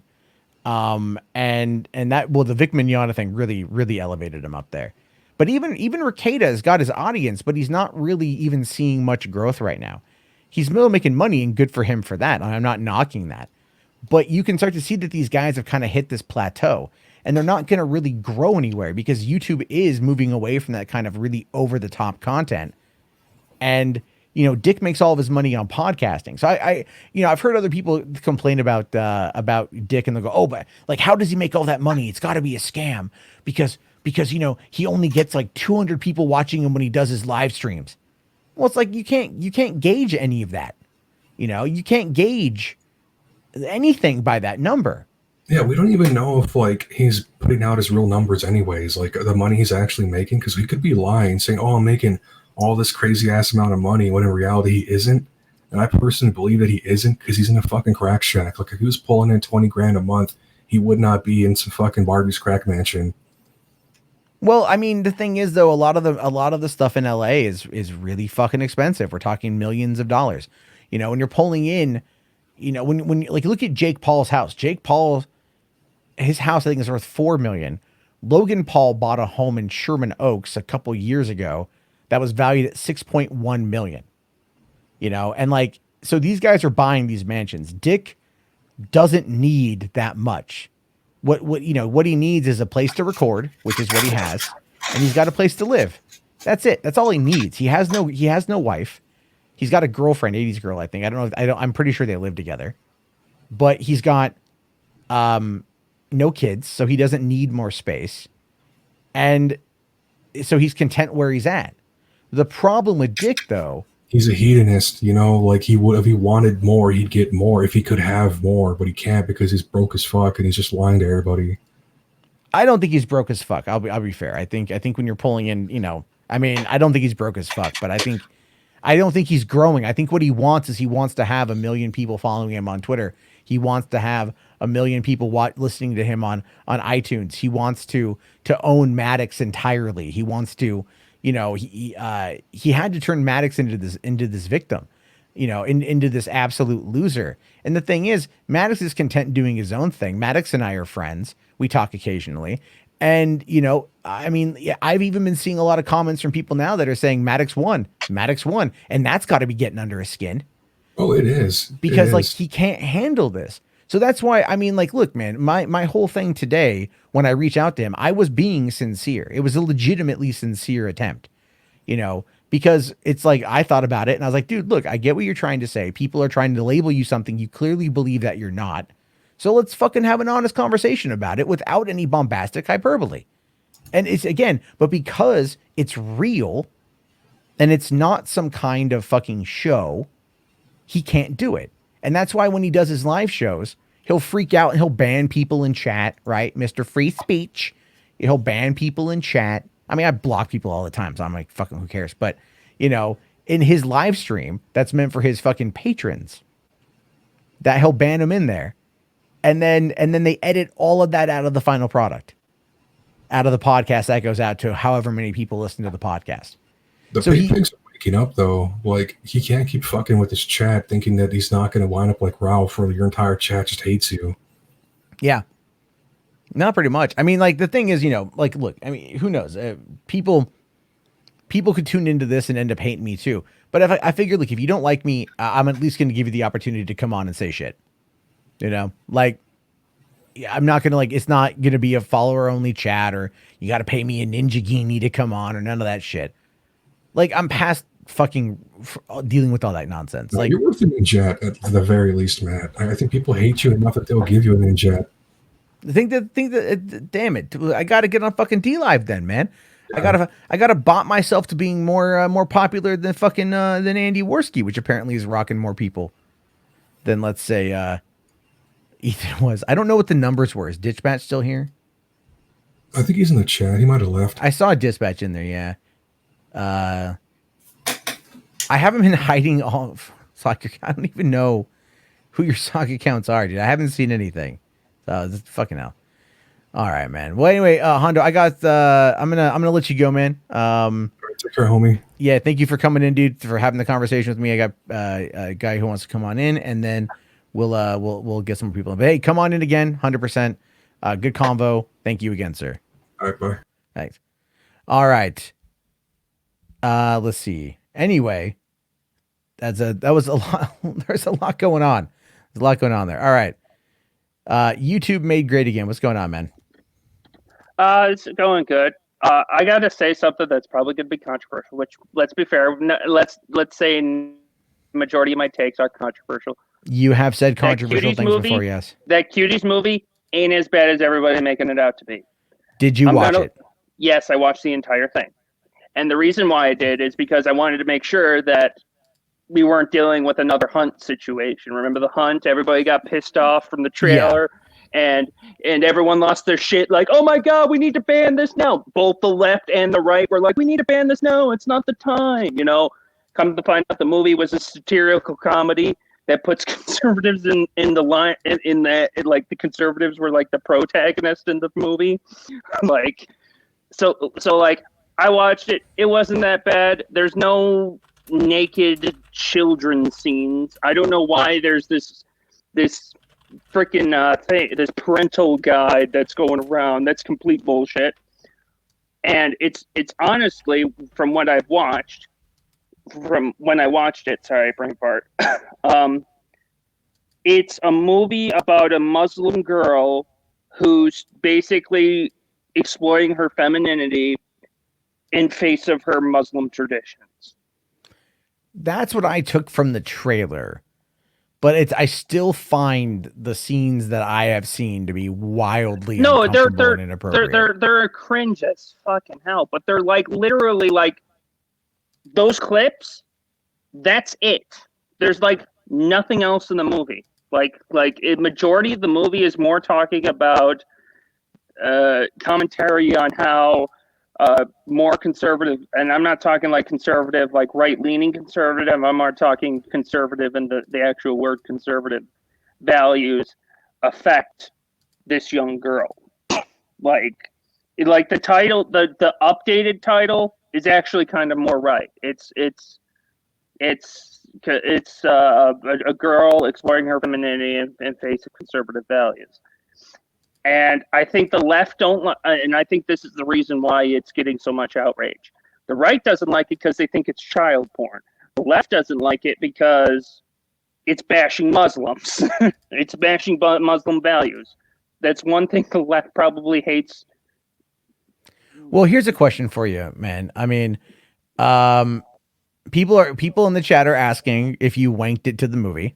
No, that's disgusting. That's obvious. And then so yeah, so people are saying to cancel you for to kick you out because you have a different opinion. Okay. Exactly. Like You yeah. like I, I just don't get it. I think people are doing. I think people are falling for outrage marketing, and you fucking idiots are falling in for it again. We've seen it so many times with these movies. It's just hilarious to me at this point. Well, I think okay, like taking something like The Hunt, which is political satire, and the response to that, which was I think ridiculous, and then applying that same kind of logic to this is different because instead of political satire, with of age adults, we have 11-year-olds that are that are being shot in a certain way. I Mm-hmm. think you could tell this exact same story without being as provocative as they did, and that's my biggest complaint is the like that clip I They saw. the promotion of the movie is actually flying in face of what the actual movie is trying to tell. The whole Sure, point of the movie is to try and show that sexualizing kids is wrong. yes, like I get that, but like what? Okay, fine. What about the movie actually talks about that angle? Um, Honestly, none of it. I'm gonna be honest. There's none of So it. so Like but none that I can pick up on. But I honestly don't. I don't even think that that's what it's about. I think people are just like. I think it's a PR response why they're telling people it is, in the sense of trying to quell the outrage, when they really should just say it's literally what the title of the movie is. Personally, okay, so I'm just trying to understand. So at no point in the movie do they ever like I mean, I would assume they wouldn't stop, break the fourth wall and go, "This is bad."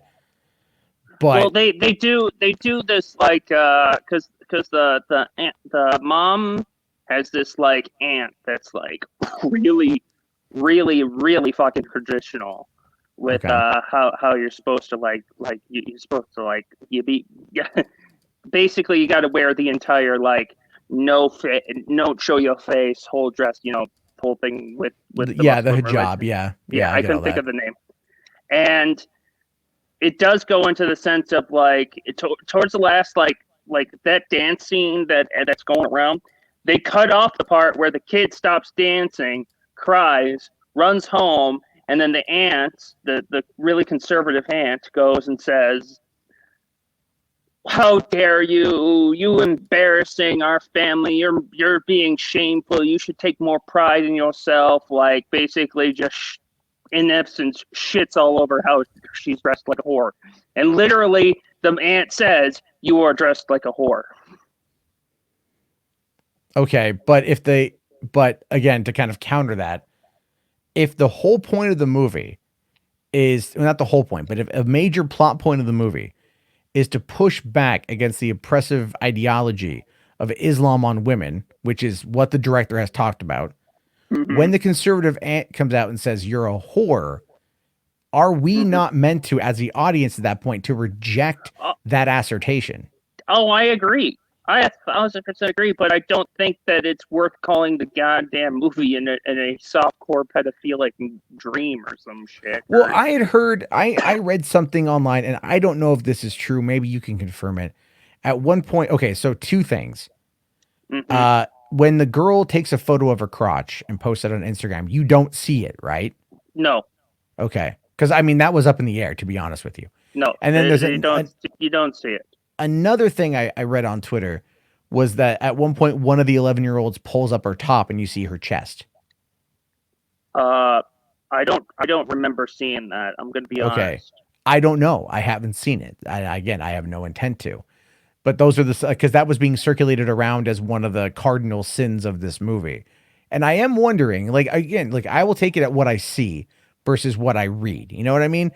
But Mm-hmm. what I've seen is It enough, creeps people out. enough, yeah, like to make me I get why uncomfortable. people are uncomfortable. I'm just saying like it's not as bad as people think it is. Like I don't know. It's hard to explain. It's again, it's like people that are outraged with Hunt for me. It's like you got to see it to understand, and until you see it, you're not going to understand.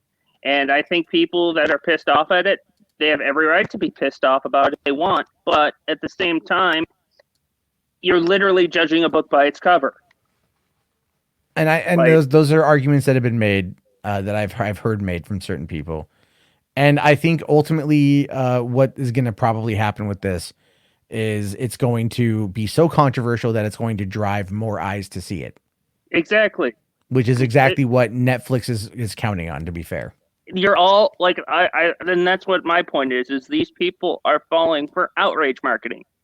That's all this shit is. It's outrage marketing. It's pissing people off, and people are gonna go. People like me who are willing to give movies a chance to see if it's actually that bad are gonna go see it to see if it's that bad.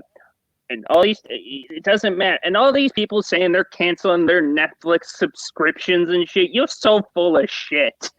You know what you're gonna do? You're gonna show that you canceled, and then like 2 weeks later, you're gonna renew. Like, you're not canceling shit. I love when these like big like hashtag cancel Twitter or hashtag cancel Facebook or hashtag cancel. None of that shit's gonna happen. You're not making an impact. You're not gonna make an impact on a multi-million-dollar corporation. Yeah, let's. I mean, I don't know. Maybe it will. Maybe it won't. I saw some images of the stock market being floated around about Netflix stock at the end of the trading day having dropped, and some people were trying to claim, "Oh, this is what happens," sort of thing. But then other people have responded by saying, "This is just how the market is. You don't understand anything about the stock market." It's just gonna bounce back. They always do. Like look at Nike. Nike, when they released that Kaepernick ad, dropped like what was it, like $15 a share, and it's bounced back and gone even tenfold higher. They made like a lot of fucking money off of that Kaepernick shit, dude. They made like a couple $100 million, I think. But that's my point. Like, you can't trust an outrage stock drop. It'll just drop. It's the natural way of the market, how the market works. Insert bad thing or insert scandal, stock drops, and then bounces back when people realize it's not that bad. Okay. Well, I think on this issue, we're probably just going to have to agree to disagree on it. I don't intend on watching it, but I understand that you have your opinion, and that is, your right to have 100%. It's a tough subject to tackle. I understand. I know, because I think honestly, it's because it's with kids. If it wasn't with kids, I don't think people would have the issues that they're having. Yeah, no, they wouldn't have the issues that they're having if it was kids, like, so, yeah. if honestly, I think honestly it would have been a lot better if they were like 16-year-old girls and not 11-year-old girls. The problem is people, they look like fucking children, and it's freaking gross and creepy. They are children. They are children. That's the thing. They are children. I'm sorry, but yeah, it's not that they look like it. They are, and I think that's like, I mean, that's the main thing. I'm not trying to do semantics on it. I know. I'm just saying, like, if it was any other age, I don't think people would actually care.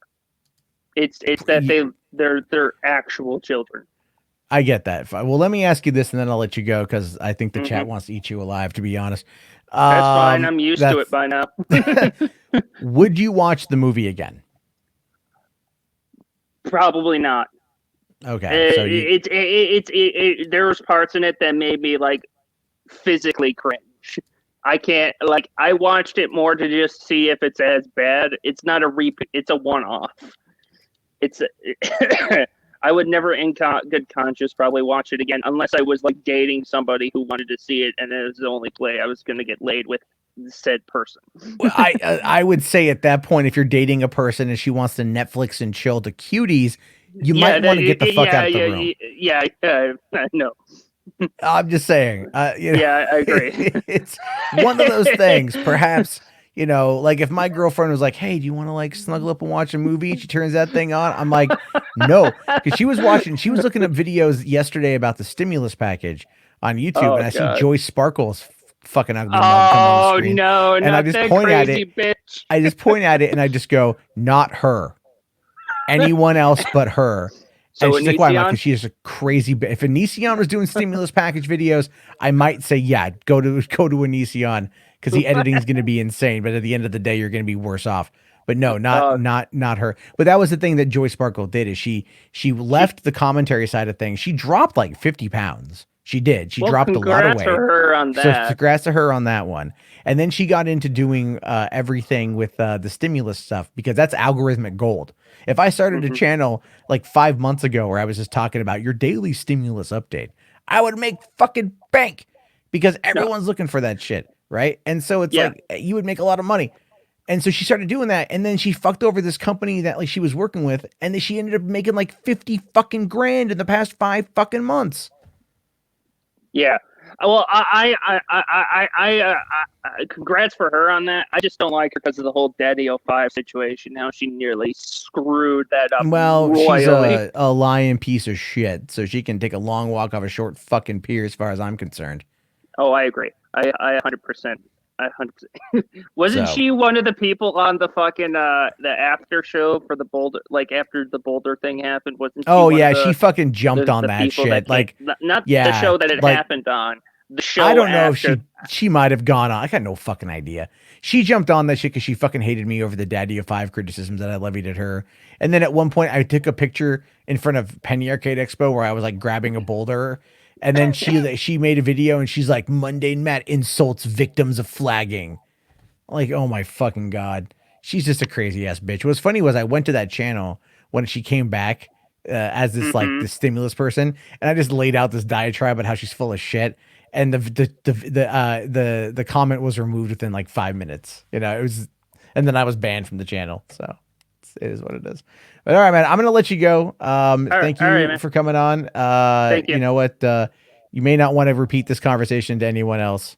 So I'm just saying. I'm one of those. I'm one of those psycho trolls. I'm ready to die on hills. All right, you died. Okay. I recommend you listen to Dick Masterson then, the Dick Show on Patreon. Oh God, no. God, no. I'm very different things, but I am definitely not that crazy. All right, man. I'll talk to you later. All right, man. Peace out. Okay. Well, I mean, you know what? Someone's bound to like it, I guess. Bronx here says the grift just oozes off Jarbo. Not gonna lie. What have I grifted on? What have I fucking grifted on, man? Am I out here like, yeah, I got a fucking Streamlabs shit, but am I going like, yo, fucking buy me shit to pay for my fucking Netflix account so I can not watch what the fuck? All right, there's a link. Fucking, if I'm grifting, come in. If there's a link, I'm posting the fucking link. Come on. There you go. They do that shit. James Gunn is not a shadow banned word on this channel. Caller would be good friends with Dax, maybe. I've known him for a while. He's not a bad guy. We disagree on this one quite a bit.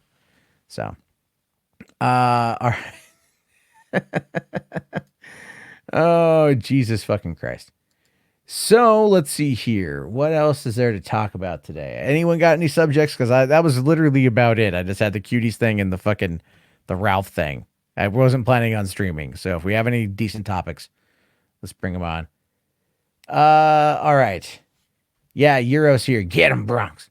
Get him. Blow him out, Bronx. Get him.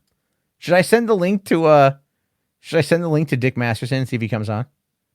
I should just DM it to him. You know what's funny? Earlier today, he actually blocked me and then unblocked me on Twitter so that I wouldn't be able to DM him again. Like, that's how afraid of me he was. And then he unblocked me in order to try to talk shit on fucking on whatever. You know, it just made me laugh. I thought it was funny. It's like these guys are they're all terrible individuals doing terrible things all the time. Okay. Let's see here. You love Jarbo's zero fuck attitude. It took me a while to get there. That's the reality of it, Euros. It took me a while to get there because a couple of years ago, it's true. I had this image in my head of what I wanted to be, and it stopped me from being who I am. And then that ultimately was one of the things that led to my collapse. And then now I'm like, fuck it. Who gives a shit? Like, what are you going to do? Right? Like, what are you going to do? Nothing. You got problems? Come on, fucking talk to me. Jesus Christ. Let's see here. I'm a very soothing voice to hear after those 3 hours of degeneracy earlier. Why would you listen to 3 hours of the kill stream, though? I mean, literally putting your scrotum on a rock and beating it with a hammer would be a better use of time. I don't understand. Like, look, I'm not the most interesting motherfucker on the planet. But, I mean, goddamn, I'm not Ethan Ralph. I think that says something. All right. Should I invite Mr. should I just send the link to Mr. Girl? Oh God, that would be an interesting conversation. No, I'm good. I'm good on that one. Okay. Do I think the TV and movie industries will be moving out of California due to the extreme leftist ideologies? No, because a lot of the times it's not that everyone in Hollywood is an extreme leftist. In fact, it's very profit driven. A lot of what you get out of that is simply just blowing smoke. You know, it's all just virtue signaling in order to look good. But in reality, the industry itself is never going to change. It's full of egotistical, greedy, misogynistic, sexist, bigoted motherfuckers. The entertainment industry is the only industry where you can legally discriminate against people because it doesn't fit the role. Why do you think the Academy is trying to change all those rules? They're trying to fight back. I get it, but it's a dumb move. Anyway, we got let's see here. All right. Morning Afternoon Headshot says it's much better because you're grounded like us, more real world than narcissistic bubble. Yeah. That took me a bit out of it, but I've come out of it, thankfully. Yeah. I mean, I'm still kind of a narcissist, but not as bad as I used to be. All right. So Justin, what's going on, man? Hey. So what's on your mind? Can you give me a ride home? Can I give you a ride home? Yeah. I don't even know who you are, man. Oh, come on. It's your boy. My boy. Justin. Come on. From where? Where's my boy from? From Vallejo. From where? Oh, you're gonna play this game? Come on, man. Just give me a ride home. I'll pay you back tomorrow. Sure. What's your address? Wherever you gotta pick me up. See, I don't know where that's at, man. Come on, man. Look, I want you to look around right now. And I want you to look around wherever you're at right now and ask and look to see are there boulders. Because that's how we can identify where to pick you up at. There's boulders there, we're good. If not, then you're fucked. I'm sorry. Yeah, I see a boulder. Nice. Now I need you to go sit on that boulder and wait. And then I'll come get you. But the boulder I see is in Colorado. Well, I'm nowhere near Colorado, man. You gotta if you're gonna get someone it's to on the TV screen. We were watching college football. I don't watch football, dog. Well, you asked where the boulder was. It's in Colorado. I thought it was a real boulder, not a city. No, it was on TV. That was a trick question. Come on, man. I see a lot of stars on the street. Cool. You should get an autograph. A lot of big names and stuff. Come on, come pick me up. Get a job. Yeah, go get a job. You know, get working with them and whatnot. Well, who wants to really work? But if you want to make it in this world, you got to network. So it's something you got to do. Networking isn't working. Networking is very much working. Yeah, it is. No, but it's not. It's totally. You don't get paid for it, but it's all building up. So. Yeah, all right, so are you not going to pick me up? No, I'm not. I mean, you got to tell me where you are, man. You can't say Colorado because I'm not going to go to Colorado. I'm in Washington. How would I get there? I drive a Kia Soul. Motherfucker, it's a hamster mobile. I can speed, but it take me a couple days. Please? That's not even, you can't tell me where you are. How can I come get you? I told you I was in North Hollywood. I don't live in North Hollywood anymore. Jesus, when'd you leave? I left North Hollywood almost 8 years ago. You ain't tell nobody? Anyone who mattered fucking knew. So I don't matter. That's what I don't know you, so no, I'm sorry you don't. I mean, are you my old? You don't know me now? Nah. I know your name is Justin, but I don't know. Where would I know you from? Tell me a story about us. Tell me a story about us. What did we do? We went to high school together. Stop fucking playing. Where'd we go to high school then? North Hollywood High. That's not. I mean, that might be a place, but that's not where I went to high school. I went to 2 high schools. Name me one of the high schools I went to, and I'll maybe believe you. I went to 2. We went to North Hollywood High. I wasn't living in North Hollywood when I was in high school. I lived in North Hollywood when I was in 27, so I wasn't in high school then. You were held back. No, I mean, I possibly should have been because I'm that kind of idiot, but never that bad. And in California, you know, the education system is so shitty that, you know, that's very, very True. very probable. It is very probable, but I only went to high school in California for 4 months because it was my senior year when I moved. So, well, maybe you were on psychedelics and 4 months was like really 4 years. No, I don't think so. Have you considered the possibility? I have considered many possibilities, but I haven't been on any kind of psychedelics in a long time. Well, maybe you were when you were in high school. No, I was pretty straight. I was a smoker and a drinker, but that was about it. Was that at 27? No, that was at 17. Well, if you were on psychedelics at 27, maybe you really were at 22. You're so losing the plot on this one. So I think so. Are you fucked up right now? You sound kind of fucked up right now. No, but I'm just trolling whoever I control. So thank you. All right, dude. Thanks a lot, Justin. Yes, fucking. Sir. You should have gone and played up the fucking Uber Eats joke. That would have been a lot better.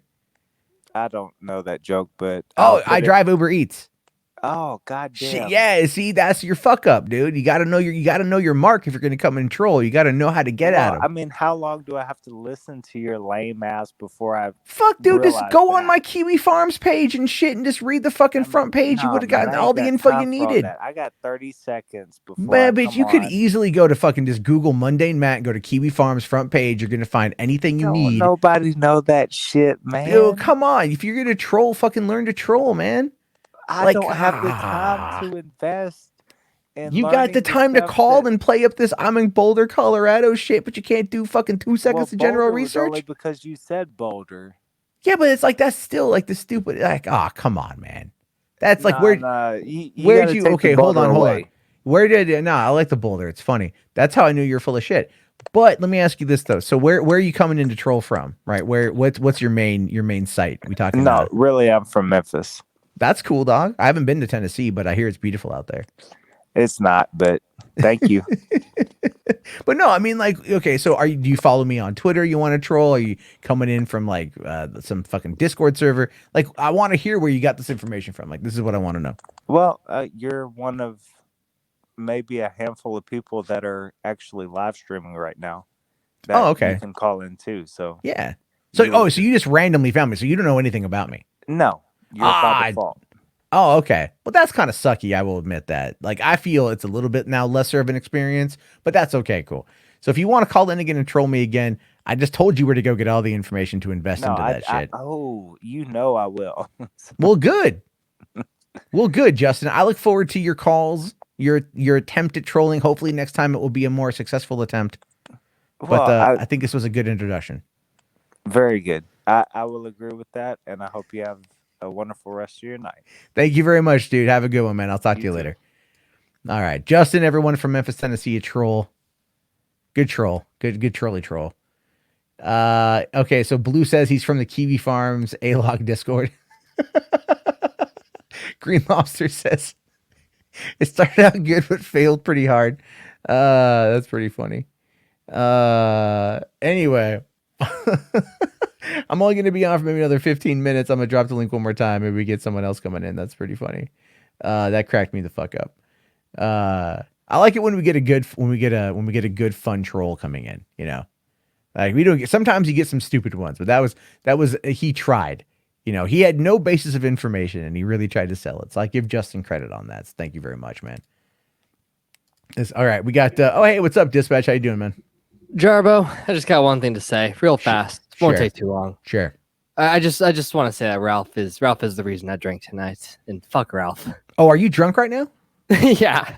Oh yeah, went no, and grabbed you a did few fucking White Claws. 3 I was hours, like, "Fuck man. it, I can't take this anymore." Yeah, no, I tuned in to like your stream tonight. I was out doing my enumeration stuff, I'm like hunting down people's addresses and everything. And I'm like sitting in the car and I'm like listening to it and I'm like, "Oh my God, this sucks." And Xander clearly hates life right now. It was bad. It was so bad. It's like you could like Ralph was sober, it looked like, and he's like, who was the boomer? Oh, dude, the boomer! Holy shit!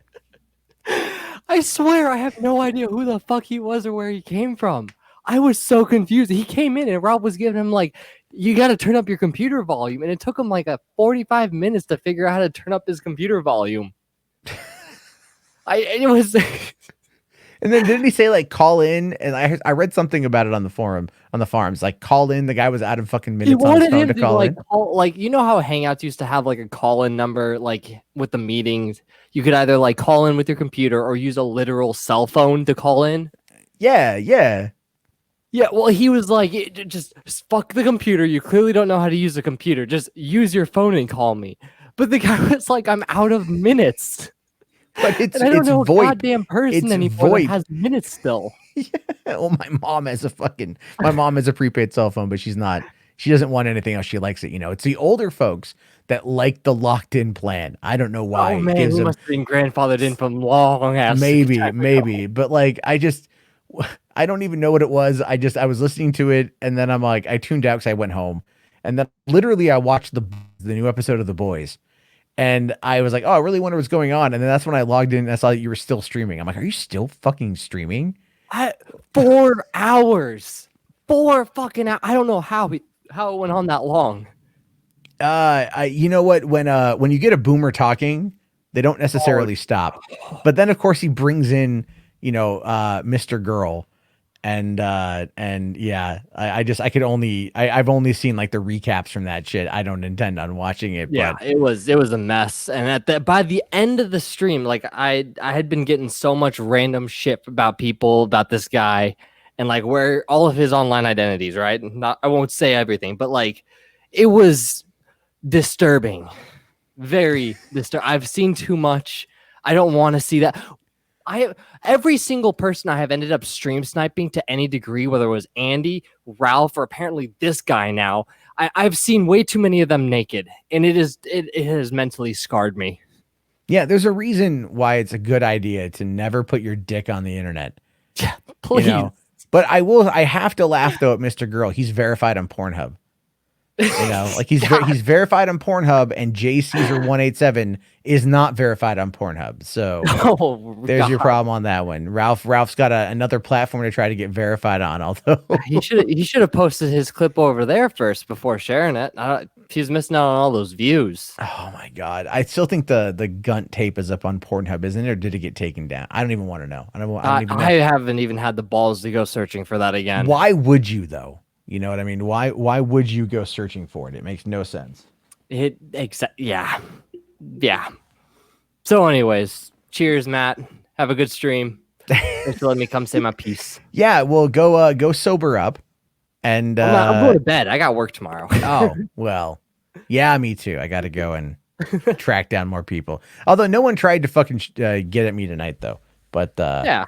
It was there was too much shit going on. I mean, like there was fires everywhere, so it's like the whole air quality was shit, and like people were staying inside, so it worked out well for me to go out there and work with the government. But I think I'll be done by like next week, which is shitty because the money's really fucking good. Like the money's really fucking good, and I'm like, I'll do this for a while longer, and they're like, we're winding it all down. I'm like, no. Yeah, I've been trying to find like a Fed that's on my site and trying to get in there. Like, how the fuck you working for so long, just sitting on this site and just shitting up things? Like, that sounds like the perfect job for me. How do I get involved? You have to figure out. Yeah, you have to bring something to the table. Apparently. you have to, and you work on that. You're gonna get your watch time up by stream sniping Ralph, and then you're gonna also develop a drinking habit like Ralph. I hope not. I hope to God not. Well, the key is just like think happy thoughts, like why am I wasting 3 hours of my life every single day on this fat piece of Oh shit. God, don't make me get introspective on it. Yeah, I'm gonna make you see. It's like this is why I just go live for 2 hours and I just sit in front of a microphone and talk to people. Like that's about Yeah, it, man. well, I mean that was my It's- plan to talk with chat a little bit, but some of the topics were some of the ones I wanted to get in at least. And what do I do for work? I do software development. I won't go Yeah. any further than that, but yeah, I do software development for large companies. That's That's about nice, it. man. So I mean, there's money in it. You know, there's always Yeah. good Oh money. yeah. So I that's mean, that. I enjoy that- what I do. So what you got to do is you have to figure out a way to like stream snipe Ralph, but actually not be at the computer. Genius. Like just figure out like your own soundboard, and then just run it. Just run it on like a 3-hour loop. You know, and it won't make any sense, but it will still make more sense than an episode of the Kill Stream. Yeah. Well, I mean, it can't stay in this high velocity environment forever. I think it'll die back down pretty soon. But you know, shit's on fire right now. So Well, yeah, I mean, here's my just because I'm not entirely sure. So how many viewers? Ralph didn't crack 1,000 tonight, right? no, he did not. I saw 944 peak. I'd give it, you know, at best with D Live numbers, a third of that. So you know, call it like 400 people max that were watching Ralph. Okay. And then Worski started off with a lot more, I'm assuming. He started off with like 1,000. I saw 1.1K peak. So you could call it he was at 500-600. When I tuned in right before going live and he was at 1,300. So, and then I just looked at it right now and he's down to 860. So, Oh wow. Yeah, I got him about 15 minutes after I think he started going live. okay. So I wasn't able to see the immediate numbers. Oh, apparently someone in there is talking about me in Andy's chat right now. Oh well, you Higgs- should go try and defend Higgs- yourself. Oh wait, you have Higgs to be a Boson follower. says Matt's chat is so boring. And then Clapchew says I could only stomach 2 minutes. Oh God, they're actually talking about it right now. That's fucking funny. Everyone should go dislike Jarbo's stream, according to Dick Ritchie. Oh no! Yes, actually, no. yes. You absolutely should because dislikes would absolutely hurt your channel 100%. It would Hey, be the worst thing If for your anyone is watching this on D Live, can you please tell Andy in the chat that he's a rapist? Can anyone do that? Can anyone say that? He's a stealthing rapist? He's a coked out stealthing rapist? Do it. Do it, guys. Do it. They're not doing it. That's lame. it's a you. So to like chat in his chat, you have to have been a follower first of all, and then you also Yeah. have to chat in every single stream he does, or else you get like removed from the list. I guess so, yeah. So I mean, yeah, the odds of being able to have somebody there. I mean, Comrade Courier says, bro, he's talking about us talking about Comrade, tell him he's a rapist. getting Remember, meta. he pulled off his condom and he fucked his girlfriend without her knowing about it. That's rape, dude. That's sexual assault. That's Andy. That's Andy right there. You know, Kyler could call my cell phone too. He's not going to do it though. I just want to know where the fuck did the cancer child come from? Where the I fuck did you don't pick know. up the goddamn Make-A-Wish kid, dude? And why was this his wish? I don't understand. Oh man, I should go jump over to their Discord right now, but I'm not gonna. I'm gonna click off that shit because it's lame as fuck. I don't know how anyone can watch Andy Worski do literally anything. It's like watching. I mean, maybe it's like watching a potato try to farm, right? You're watching a person with so low IQ who's so hopped up on drugs that he's no longer what he used to be. And I love to remind Andy of this. You know, 2 years ago, 2.5 years ago, height of his career, right? Height of his career. Almost 13,000 people watching him live on when Richard Spencer and Sargon were going at it, you know, height of his career. And now he follows Ethan Ralph for the late night crowd on D Live. Don't break the illusion of the D Live numbers to them. It might actually break their souls. I'm okay with that. That was the thing. Even like Dick Masterson tonight was like, "You'll suck cock to be famous." I'm like, dude, I don't give a shit. Oh my god, you can tell that's all they care about. Well, This I is a showed you goddamn those. You saw number. those DMs, right? You saw those DMs. I did see the DMs. Yeah, right. Like, I mean, come on, dude. Like that was so fucking. That was Oh, just and then, coping. oh god. Oh, the other one, Mersh. Mersh, I couldn't Yeah. get over Mersh's fucking goddamn ego right there. Oh, I know. He's all like, that's why I threw out that joke about like, I don't need my live streaming numbers to be replaced for my dick size. Yeah. And then he's like, oh, I'm gonna, you know, I'm like, dude, like, fuck you. Who cares? I don't know who the fuck you are. Like, I now know it's like, oh, I know it's Nightwave and I've heard of it before, or Revenge of the Sith. I've heard of it before. It's also equally as bad and just as I just bland. don't Also, care. yeah, no, okay. So for four balls thing, I tried the James Gunn thing. The word James, period, like just the word James, like nukes your message. I don't know what the fuck it is. It doesn't even show up in like you know how you have the thing for held for review. Yeah. It doesn't even show up there. So like I'm thinking it's some weird filter with YouTube or something. Because like if you say James without like spaces in between all the letters, it just nukes your whole comment. It's weird. I don't know. I mean, let me take a look here at like my filtered word list. I mean, like I'm kind of doubting you just filtered the word James. That seems like a I very don't think that I thing. did. Let me Google it here. Maybe no, wait, I didn't do that. Hold on. I hit the wrong button. Okay, James. No. I've got some blocked people with the name James, but that's about it. It's not in my blocked word list. I wonder if it's like if it detects like blocked people and blocks the word too. I don't really know how it fucking works. All I know is it doesn't show up in for the held for review thing. And yeah, I tried saying James also, and it just doesn't show. It's weird. Well, I'm looking through. I have if I could find a decent way to show you guys the fucking blocked word list that I have, it's insane. I actually probably should delete that one. There we go. I had I think I had Boulder fucking blocked. You had Boulder? I might. Let me see here. Well, Boulder Reno's got through. I know that much. Yeah. I did have Boulder. Oh, there we go. Boulders. All right. Yeah. Okay. Let me just get rid of those. Boulder Boy. Yeah. Wow. Holy shit. I had like, cause it was being spammed constantly. Like in the old days, I forgot I had this many fucking words on here. I showed the list one time to my friends and they were like, holy fuck. And I'm like, yeah, you should read the rest of my comments. I've got 60,000 comments held for review on this channel. 60,000 comments held for review. And that a lot of it, about 40,000 of that came from 2 years ago. And it got to be to a point where I'm just like, I can't go through all of this.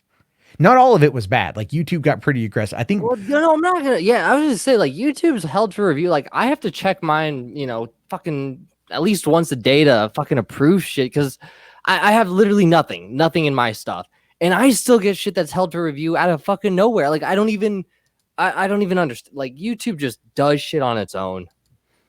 Yeah.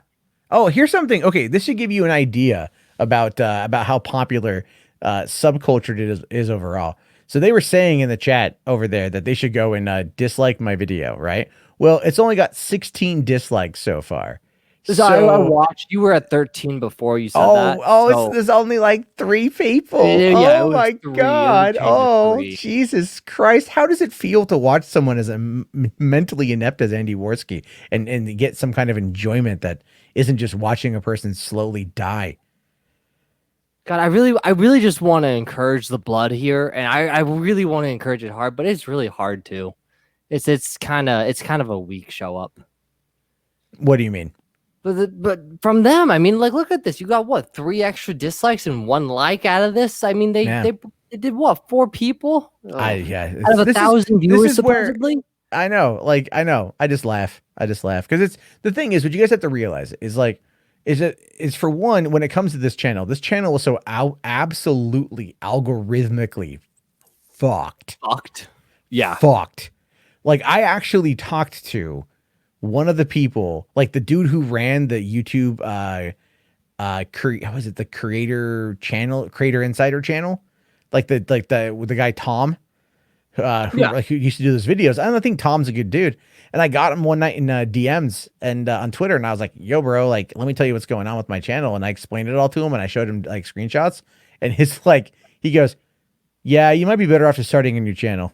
No, like legitimately, I would agree with that. This channel, like algorithmically, it's getting better because I've had people come into who've come in who are like, I wasn't seeing you for like 2 years, And now I'm just seeing Boulder Talk Radio pop up. People live are watching it. So it is getting back out there. But you guys have to understand, I'm not in this. I'm not doing this to fucking go back. You know, I'm not doing this to like get out there and you know and like reclaim former glory. Like, hey, if people come back, that's cool. I'm not gonna sit there and look a gift horse in the mouth. But Algorithm that runs with YouTube is actually it's kind of odd because I was looking through some of my stats recently, and like one of the things that I noticed that I thought was pretty interesting was a lot of my videos that I have up, they're like archives or snipes or whatever about Ralph. And for the longest time, they'd been just, you know, happily chugging along, getting, you know, 10, 20 views per week here and there. yeah, No, like nothing crazy. But like all of a sudden, when his sex tape dropped, they all skyrocketed. And people were saying that it was showing up in their recommended all of a sudden. So like YouTube's now like bringing back like older content and starting to recommend stuff that's a little older, whereas before it never used to do that. well, so last year I found out that YouTube was making a push for content that was 2 to 6 months older. And I've noticed that in my in like the homepage on the mobile app that I'm getting recommended content from like up to 7 years ago. Yeah, And yeah, I'm yeah. like, And I don't mind fuck. it because I've actually found a lot of good stuff through there. Yeah, But like, well, it's interesting because I see like a substantial bump where like the views were like flatlining, and all of a sudden, like stuff that was like posted 3 months ago or whatever suddenly has like a larger like views per day or whatever Yeah. out of nowhere. One thing I've been Trying to realizing is that a lot of what YouTube's recommending now is more evergreen based content. So more things just to listen, like more content that can live on past the 48-hour cycle. Like these streams, they don't live on past 48 hours, you know, like people might go back and listen. A couple comments come in here and there, you know. But I had one guy today, I was actually, I posted this on Twitter, but I was really happy. Some guy today was like, he's an Australian guy that was in last night. And he goes, "Oh, this is turning into my new favorite podcast." And I'm like, "Thank you." Like, that's really nice. This it's nice to hear, you know, it's cool, man. I'm not intending it to be anyone's favorite anything, but I'm not going to, you know, say no to a nice compliment. Yeah, I just Especially- like coming over here because it's smaller. I can, you know, shoot the shit and not really have to worry about anything. It's Yeah, that's the whole point, dude. That's the whole point. Like I thought about it and like, you know, when I started doing this, people were like, "Oh, you could like, you know, create a format." And I'm like, "Yeah, but if I create a format, and I might one day create a format, but if I create a format, then I'm going to be a slave to the format." And I have OCD. And so if I put my mind to something, then it stays there. And I it's so hard to break the conditioning because I'm just used to it. And then my OCD demands that I keep with it. If not, I fucking like can't do it. You know what I mean? So, yeah. so in general, like I just want to keep it like fresh and loose.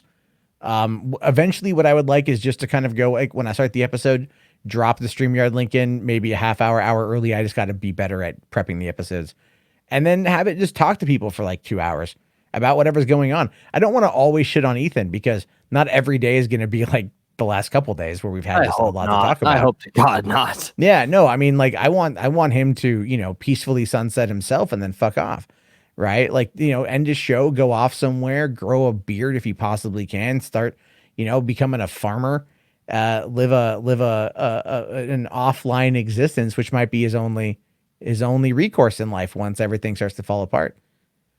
Yeah, yeah, and then like one of the Joe says in chat, like, yeah, I definitely prefer smaller channels. I like stuff that has like some engagement with chat. Like if I'm gonna be in chat, it's all because I want to be able to talk to other people there and like have a conversation or whatever, and two, I like being able to actually like throw shit up to people and you know hear other people's opinions on things. Yeah, and I mean, I like what Morning Afternoon Headshot here says. She's like, I like comfy streams, and I agree. I'm in the same boat. Like I listened to two guys have this hour-long conversation the other day about Teenage Mutant Ninja Turtles 2. You know, they just spent an hour talking about the movie, good, bad, and the other with it. And I just listened to the whole thing and I was like, that was awesome. Totally bored by all the movie stuff, but at the same time, I've seen you bitch about that. Yeah, this isn't the place for it though, and unfortunately, like people come over from the movie thing and they want to talk about movie, and I'm like. I get that. I've been neglecting the live streaming on that channel as a result, unfortunately, for doing this. But it's like I don't always want to talk movies. I want to talk about a lot of other shit. And, I want to like, again, cuties is a hard topic to discuss, but it's, it's better to kind of talk about it, get it out of your system and move the fuck on. Right. Yeah, you So just get it over with, get it out, and yeah. just find And, better and just, shit than that. yeah. So there's all that shit. But really, I just kind of like, I like the concept of talk radio, just having people call in and chat about really whatever's going on. I don't know how to format it to be about like what's going on that day, I guess, but I don't know. I don't really want to be too hardcore with it.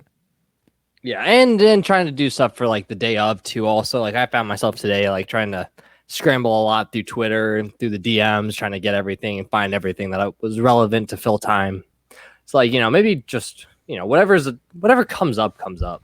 Yeah, I'm still seeing the people still saying that the chat's fucking crazy. YouTube's filters may be just a bit aggressive today. So unfortunately, I can't do. I'm looking at the a lot of the shit here, but it's just a lot of the blocked words or stuff like like personal information. So, yeah, I don't know. I don't know what's going on there. It's going a bit crazy. Sorry, guys.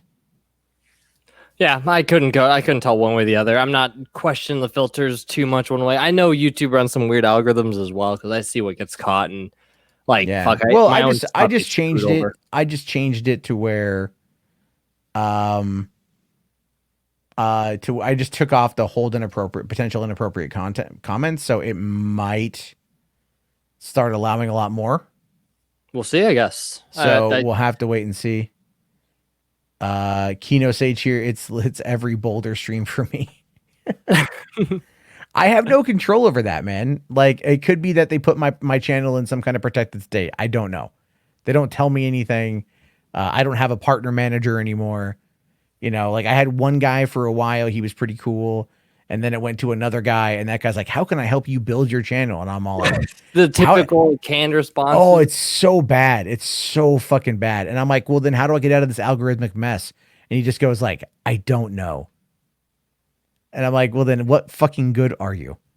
Yeah, I mean, they talk a lot about going through some of the stuff and having talked to a couple people that I know at companies. I should be careful to say.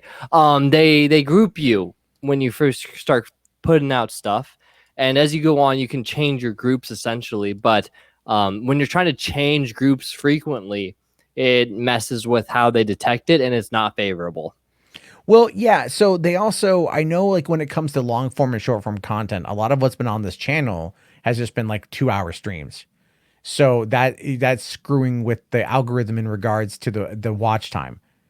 And so if I were to like, let's say clip out segments of it and then post segments also on the channel, the likelihood of then like those going out would like probably be also algorithmically stunted, only because at the time it's going to be like going against competing watch times. Right. So you get the watch time up and then it starts raising your per view. I know you guys probably don't care about this, but like when you get your I actually do I really care about this. Like I've spent a lot of time learning about this. Yeah. I'm the guy you talk to about this shit. I'm the dude who's gone to like all the different events and like learned about it. But really it's the watch time. That's all YouTube cares about. So like I'll give you guys an example for how bad shit got fucked on this channel. So before August 8th, 2018, I was rocking about a 4-minute and 55-second average watch time. After that, not like immediately, but give it like about 3-4 months after that, when the fallout started to really happen, that went from 4 minutes and 55 seconds all the way down to 1 minute and 37 seconds. Whoa. So when people were a lot different than mine, when people were coming in, and we're talking by like literally the thousands, for a couple of days there, I was getting about 7,000 dislikes of video. Serious, I said like 7,000. So people were coming in and they were just disliking the video and they were leaving. And it's what I call the nuclear option. So, and I've explained this to YouTube's like engineers, and they're like, "Oh yeah, we never thought about it like that." And I'm all like, "Oh my God, you guys are," because they're compartmentalized. They're all compartmentalized. So what my thing is, what my theory is that what happens is YouTube will, they base everything on watch time, sub count, view counts. None of that shit matters. It's all watch time. Well, that and there's a couple other play-ins also, but yeah, watch time is the primary driving Well, factor. it's like that. And watch, It's like an interaction is a big one too. like watch percentage is also like a key factor. Okay, but when your watch percentage, when you look at your average view time and your average view duration in the analytics, and a 10-minute video has like 6,000 views, but you lose about 80% of those views in the first 17 seconds. Yeah. What is it? And then all your dislikes are insanely high. What does that mean? It means that people are coming in, they're hitting dislike, and they fuck off. And that's what it means. And the more, and so originally, so if you have a video that does bad and it gets lots of dislikes, it generally it won't do anything to your channel or even really that video because it works in stages. So what you have is you have like your stage 1, which is the video gets deranked if it gets enough dislikes. Then you will run into it if it keeps happening to your channel, because what YouTube does is they think that when people give enough dislikes, the video content is like the spam content, right? It's fake content. It's not good. So when that happens, they start to derank your channel. And then you get to the point of where it becomes absolutely algorithmically shuttered, which is what happened to me. And the whole channel just got tanked. And I literally was like talking to engineers about this, and I'm showing them the data, and they're like, yeah, we have like nothing we can do to help you with this. Yeah, because ultimately, like they'd say optimize for this, and then they look at the results and then they say, okay, we're trying to keep people on the site longer, and it looks like your videos are having a high bounce rate. You know, people are clicking on and then clicking off. Clearly, people don't want to watch your content, but when they see it, they're like, oh hell no, this is not what I wanted. But I thought for a while there that they were trying to mitigate, recently at least, they were trying to mitigate like those within the first minute click off. So they stopped counting, or at least algorithmically, it stopped favoring so much the first minute and started looking at longer durations. And then so started playing into a factor of like how much percentage of the video you started watching. Because that there was that period where it was like everything over 10 minutes was starting to get like, you know, highly favorable. So like they start boosting things and seeing things. And I think I don't know what their current one is, but it seems most likely to me that like I think the percentage right now is what they're looking at. I'm not too sure like where it's at right. I haven't paid that close attention recently. I need to go and update myself on it by talking to some people who do this shit full time. But really, it's kind of like the algorithm within itself of YouTube is changing anyway. Ever since COPPA kicked in, there's been a significant decrease by a lot of people. COVID has significantly dropped ad revenue because people aren't buying anything. Like on the movie channel, there's no new movies coming out, really. Like Sony announced today that they're not putting anything out until all theaters are at full operational status. So that means they're not going to be putting any money in for advertising. So money you would make at the end of the year when you have like the bigger holiday movies or during the summer when you have the big blockbusters, none of that came out. So the ad revenue side of things on the movie side, you're not getting that ad revenue. I'm just curious to see how things go because we're heading into Q4 right now, and Q4 is usually really good, but I know, and I'm curious to see. You know, what was it? Home Depot canceled Black Friday. Walmart is going to be closed on Thanksgiving, not keeping it open all day like they have been since like 2011. Yeah, so, it's weird. Like my holdout is for like to see the Cyber Monday ads, basically. Yeah, so that's where I think that there's the only potential where online ads are going to be huge for places like Amazon, Newegg, and all these other electronic retailers. Yeah, I'm just waiting to see what they offer at Best Buy for like 4K physical releases because that's kind of what I'm getting into collecting. And you know, so yeah, but again, it's all the advertising shit is going to go out the fucking window, and you're starting to see this pressure be put on a lot of other YouTubers who wait for Q4 to kind of fill in the gap. And a lot of us do. A lot of us would wait for Q4 in order to be able to make that extra money we might have lost out on during the summer. So or even to just, you know, have like money for presents and shit. Like Q4 was just a huge boost in things, especially, you know, you'd hit it right around the, you know, Thanksgiving time, basically, right before the holiday season. From Thanksgiving until December 23rd. you would get insane amounts of ad revenue. And then from December 26th to the end of the year, Would you see the lull, the huge drop? but the 24th and 25th, there'd be a huge drop. But the 26th through the 31st, it would go back up again. And the 24th and 25th is just because people are doing family stuff and they're not watching as much YouTube. So I have more professional. So I have like a couple websites that are like in like industry stuff.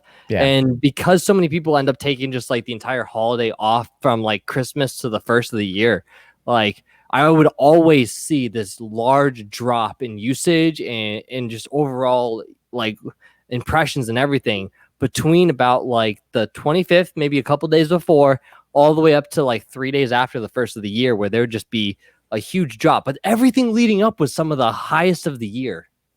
Yeah, it's really interesting how that month between Thanksgiving and Christmas work out pretty well. So we'll have to see what happens this year. I don't really know. I don't know. Actually, so I've got a couple of data analyst friends too. I'm kind of curious to see. I know a lot of my friends are they don't like the data they see right now because the data doesn't match their viewpoints, but it's interesting nonetheless to at least look at the data as raw data and, you know, make a couple draws from it, because it's ultimately it's one of those freak years where the data has never been consistent from last year to where we are now. And, you know, moving forward, it'd be interesting to kind of see and predict and talk about how this impacted things like the stock market, ad prices, view durations, and like impressions, usage. Overall, like I think it's really interesting to take a look at it from like an industry perspective. Yeah, and that's something I really want to. You and I should talk more about that sometime because I find it to be quite fascinating. We're probably boring the fuck out of the audience. Probably there's someone else in the chat. There's someone else waiting to get on in. I see Stone Mexican guy, so I'm gonna boot you. I'm gonna bring him in, and I'm gonna wrap up the night because I gotta get to bed. We'll nerd out some other time about this. Yeah, this is the kind of shit that I've spent years diving into, so I appreciate the conversation. But yeah, we'll make sure. All right, Dispatch, thanks for coming in, buddy. Good, have fun at work tomorrow. Peace out. All right, Stone Mexican guy, bring us home. Hey, how's it going, Marvelous Matt? How you been, buddy? I'm doing okay, man. It's you know, I mean, I got some bad news yesterday, which sucked, but you know, otherwise I'm just, you know, not thinking about my grandfather's turning 88 next week, and he's got a tumor that they found, and he's not going to go and get surgery. He's just going to kind of ride out the clock. 80 something years old is a good run. Can't really. Yeah. I mean, I'm bummed because like I love my grandfather, but I get it. No, I mean, I think he's pulled enough years out of his meat suit. He's probably just like, I'm ready to go. I'm good. Well, that and like my grandmother died 7 years ago, and they were together since they were like 19. So they were married for like nearly 60 years. So yeah, it's like my grandparents are about the same age as your grandpa right now, but my grandmother's getting hit with Alzheimer's, and my grandpa's just sort of like hanging in there. He just still sort of hangs out on his porch with a gun in his waist, just chilling. Yeah, unfortunately, my grandfather's in a senior facility down in Vancouver, Washington. So he's just chilling. Like the last time I saw him, he was all like, "Yeah, I'm just hanging out watching History Channel and waiting to die." And I'm he said that's probably like a cultural thing because like obviously my name, I'm Mexican, so as soon as my grandparents weren't able to take care of themselves anymore, one of my aunts took them into her home, and then my grandparents' house, which they own in the United States, one of my cousins moved into it and they signed it over to her. So my aunt's taking care of my grandparents, and my cousin got a free house out of the deal. Nice, so, yeah. Man, nice. Yeah, I mean, my grandpa, he's I got to give him a call when he gets out of the hospital, which should be I think tomorrow or something. So it sucks because like he hasn't met my 1-year-old daughter yet, and so I got to bring her. But I'm like, can I bring her down? Would they let me go into the facility? COVID makes it all crazy. That's what's fucking it all up for a lot of people. Yeah, and that's what sucks is like I'm like, am I gonna have the opportunity to go and like hang out with him a little bit? Like what I don't know. So I'm not overthinking it. It's there on my mind, but I'm just gonna wait to see what the information comes back, and I'll make plans accordingly. Okay, now Matt, I know you wanted me to bring it home, and I know you want to go to bed. I myself am about to pass out because I am in your. Oh, I don't know if I'm in your state. You're in Washington. I don't know if you're in Washington, north of Oregon. I'm in Washington. But yeah, okay, not DC. Yeah, because I'm in Washington right now. I'm a truck driver and I'm just chilling in my cab. I'm about to go to sleep in a bit too. Okay, I want to ask you one request, and Okay. well, okay, never mind. I'm lying. It's going to be two requests. Okay. Okay, can you minimize the fucking ads on your goddamn VODs? Yes, I can. So here's what happens with that. All right. Remember when YouTube, like about a month or two ago, had said that they were going to start like auto putting in the mid rolls? No, honestly, I don't know. They said that, and it pissed a lot of people off because they're like, I don't want to opt in on this shit. And I'm like, nah, but it's fine. You automatically do it because otherwise I'd have to like check a box, right? Well, what Yeah. I didn't realize was that in these fucking VODs, it's dropping an ad every 2 minutes.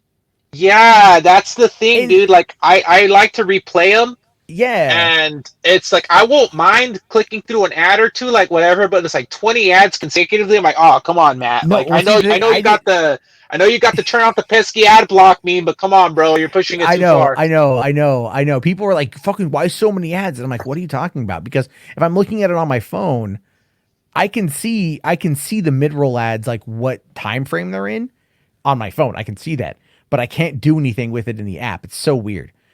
So when I get to my computer, I sometimes forget because I'm just busy with my kids and other shit. So what I do now is as soon as I'm done with the stream, when I log off, I just go into the monetization and I bring up mid rolls and then I just put them at like one every half hour, which I think is fair. That is more than fair. I can live with that. I just like one every then. And then the thing is often because I swear so fucking much, it ends up getting like limited ads anyway. So it's like not much is playing. But so on that front, trust me, I'm fully aware of it now and I'm taking care of it. Like I'm taking care of it. So Okay, and second request, so we can both go to bed. Will you please record yourself while delivering Uber Eats, going Ralph, no, and dabbing right before you deliver it to the door? it that might be a little bit difficult to do, only because like it just depends on where I have to go deliver the food to, and people it might be a little bit concerned if I walk up and I'm just like, Ralph, no, and then dab while holding someone's bucket of KFC. Might be a bit difficult. You know what? KFC would be perfect because Ralph is a fat Southern hick and would love some Kentucky Fried goodness. True. That's very true. It would be, you'd get extra points if you get a bucket of Popeyes.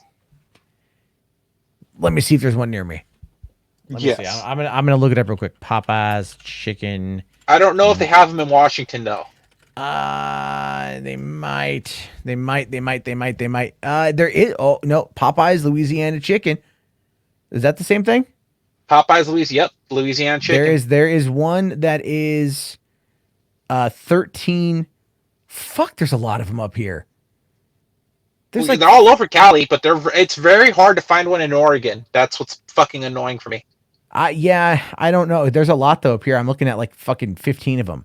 And because Popeyes chicken is awesome, man. It's a shiznit. It's that you got to say the meme right. Yeah, it is a shiznit. Is a shiznit. So let me hit myself in the face I know with the there's shovel. fucking. Oh my god, I've delivered from Popeyes. What the fuck? Yeah, I've delivered from Popeyes before. That place is fucking insane, dude. Like every time I go to Popeyes, I mean, I'm glad that they don't make me go through the goddamn drive-through, because some places make me go through the drive-through. So if they're busy, I'm just stuck there. But Popeyes will have me still go into the restaurant, and they've got like so I just go in and say who I'm there for, and they give me the food and I fuck off. So yeah, I don't know why I didn't think about that, but like I've gotten some good fucking tips from Popeyes because there's only the one, and so some people like who live really far out will want Popeyes. But I took one. It was like literally like it was a gallon bag. Oh, you know what, dude? Let me ask you a question. Sorry, I guess I'm lying because I'm going to ask you another question. I'm looking at your chat. Are you aware of Mersh? Yeah, vaguely. Yeah, because it says he rents a room. I am a strong Mersh A-log. I absolutely hate Mersh. I hate that guy. I hate him because people call you a shameless grifter. Holy shit, this guy makes you look like a fucking amateur, bro. But But Mersh lives in his co-host's house for his stream with his wife. So it's fucking weird. He lives with a married couple on their couch, reportedly. And fuck Mersh. He's a fucking loser. He's probably around my age and lives on another man's couch. That is fucking lame. Yeah, I mean, I'm 38 and I own a house. So Yeah, I'm 33, but I've been on my own since I was 19, so at least I can say that much. Yeah, Never that's asked my good. parents for a dime. That's good, man. That's good. Yeah, I mean, owning a home is nice. It's I'm except sure it is, but like I move around so much. Like I've literally lived in 3 different states, and I like to travel a lot, and I don't want to be rooted down. So like if I ever feel like it, because with my job, I can literally just drop down in any state and just get to work right away. yeah, So I've already uprooted my family twice, and my wife doesn't really. She goes, "Are we going to move to another fucking state?" I'm like, "I don't know. If I get bored of this one, we will." But I don't know. That's just me. I like to do that kind of shit. But yes, fuck Mersh. Anyway, I'm gonna let you go to sleep, buddy. I'm about all to hit right, the hay man. too because I gotta deliver this fucking product and not be drowsy on the road because I don't want to kill anyone. That's a good idea. There was a semi truck that ran into a fuckload of cars in Sacramento today. So No no shit. one Was died. that was that a was that a truck a piece or was it just an asshole? It was. I think it was just an asshole, or it was just a lost control. I don't think it was a truck apiece. No one died, so that's Oh, good. that's good. Yeah, no, People got injured, but I've seen some pretty wicked wrecks, man. I've driven through every state at least once except Hawaii and Alaska, and let me tell you, man, especially on the 80, fuck that shit gets hectic. Or the yeah. 84, actually. That one's bad, too. The Jersey Turnpike and all that shit. I've seen so many fucking wrecks on that. It's ridiculous. Go to San Diego in the first rain of the year, and you're Oh, gonna yeah. get No. like Yeah. People do not know how to 300. drive in the rain, especially on the I-5 between Fresno and Merced and all that. People start Yeah, swerving on the dirt and the water. It's fucking ridiculous. it makes me crack up all the time when I see that shit. I'm all like, I've lived in Oregon, Washington, and California. Fuck y'all, know what I'm doing. Yeah. You know. Hydroplaning, bro. All right. I'm going to pass out. You Uh, take it easy, man. all right, man. Thank you very much for coming on in. Yep. Have a good one, dude. Drive safe. All right. Long night. That was Stone Mexican Guy. Yes, it was. 4 ball. So, real quick, want to say I saw this $2 super chat from Hondo. Condolences to my grandfather. Thank you very much. Appreciate it, everybody. He's lived a good life. He was a Canadian military, went to Korea, raised a family, emigrated from Canada to the States, worked in I think engineering or computer. He worked in I think computers. Retired almost 30 years ago, built a house at the coast with my grandmother. And, yeah, he's a solid guy. He's a really good dude. He, used to be, we used to go fishing all the time and he would come with me on like Cub Scout trips and stuff. So yeah, no, he's a solid guy. I understand why he wants to kind of run the clock out. It just sucks, he's my last living grandparent. So, it's terrible, but it's life, man. I get it. He wants to go in on his own terms. I can respect that. So yeah, on that note, I'm gonna go to bed because it's fucking 1:30 here. And I will talk to you guys all later. Thank you again for hanging out for these couple hours. I appreciate everyone calling on in. Disagreements, discussions, all that good, happy, fun shit. And I'll see you guys later. All right. Have a good one and peace out.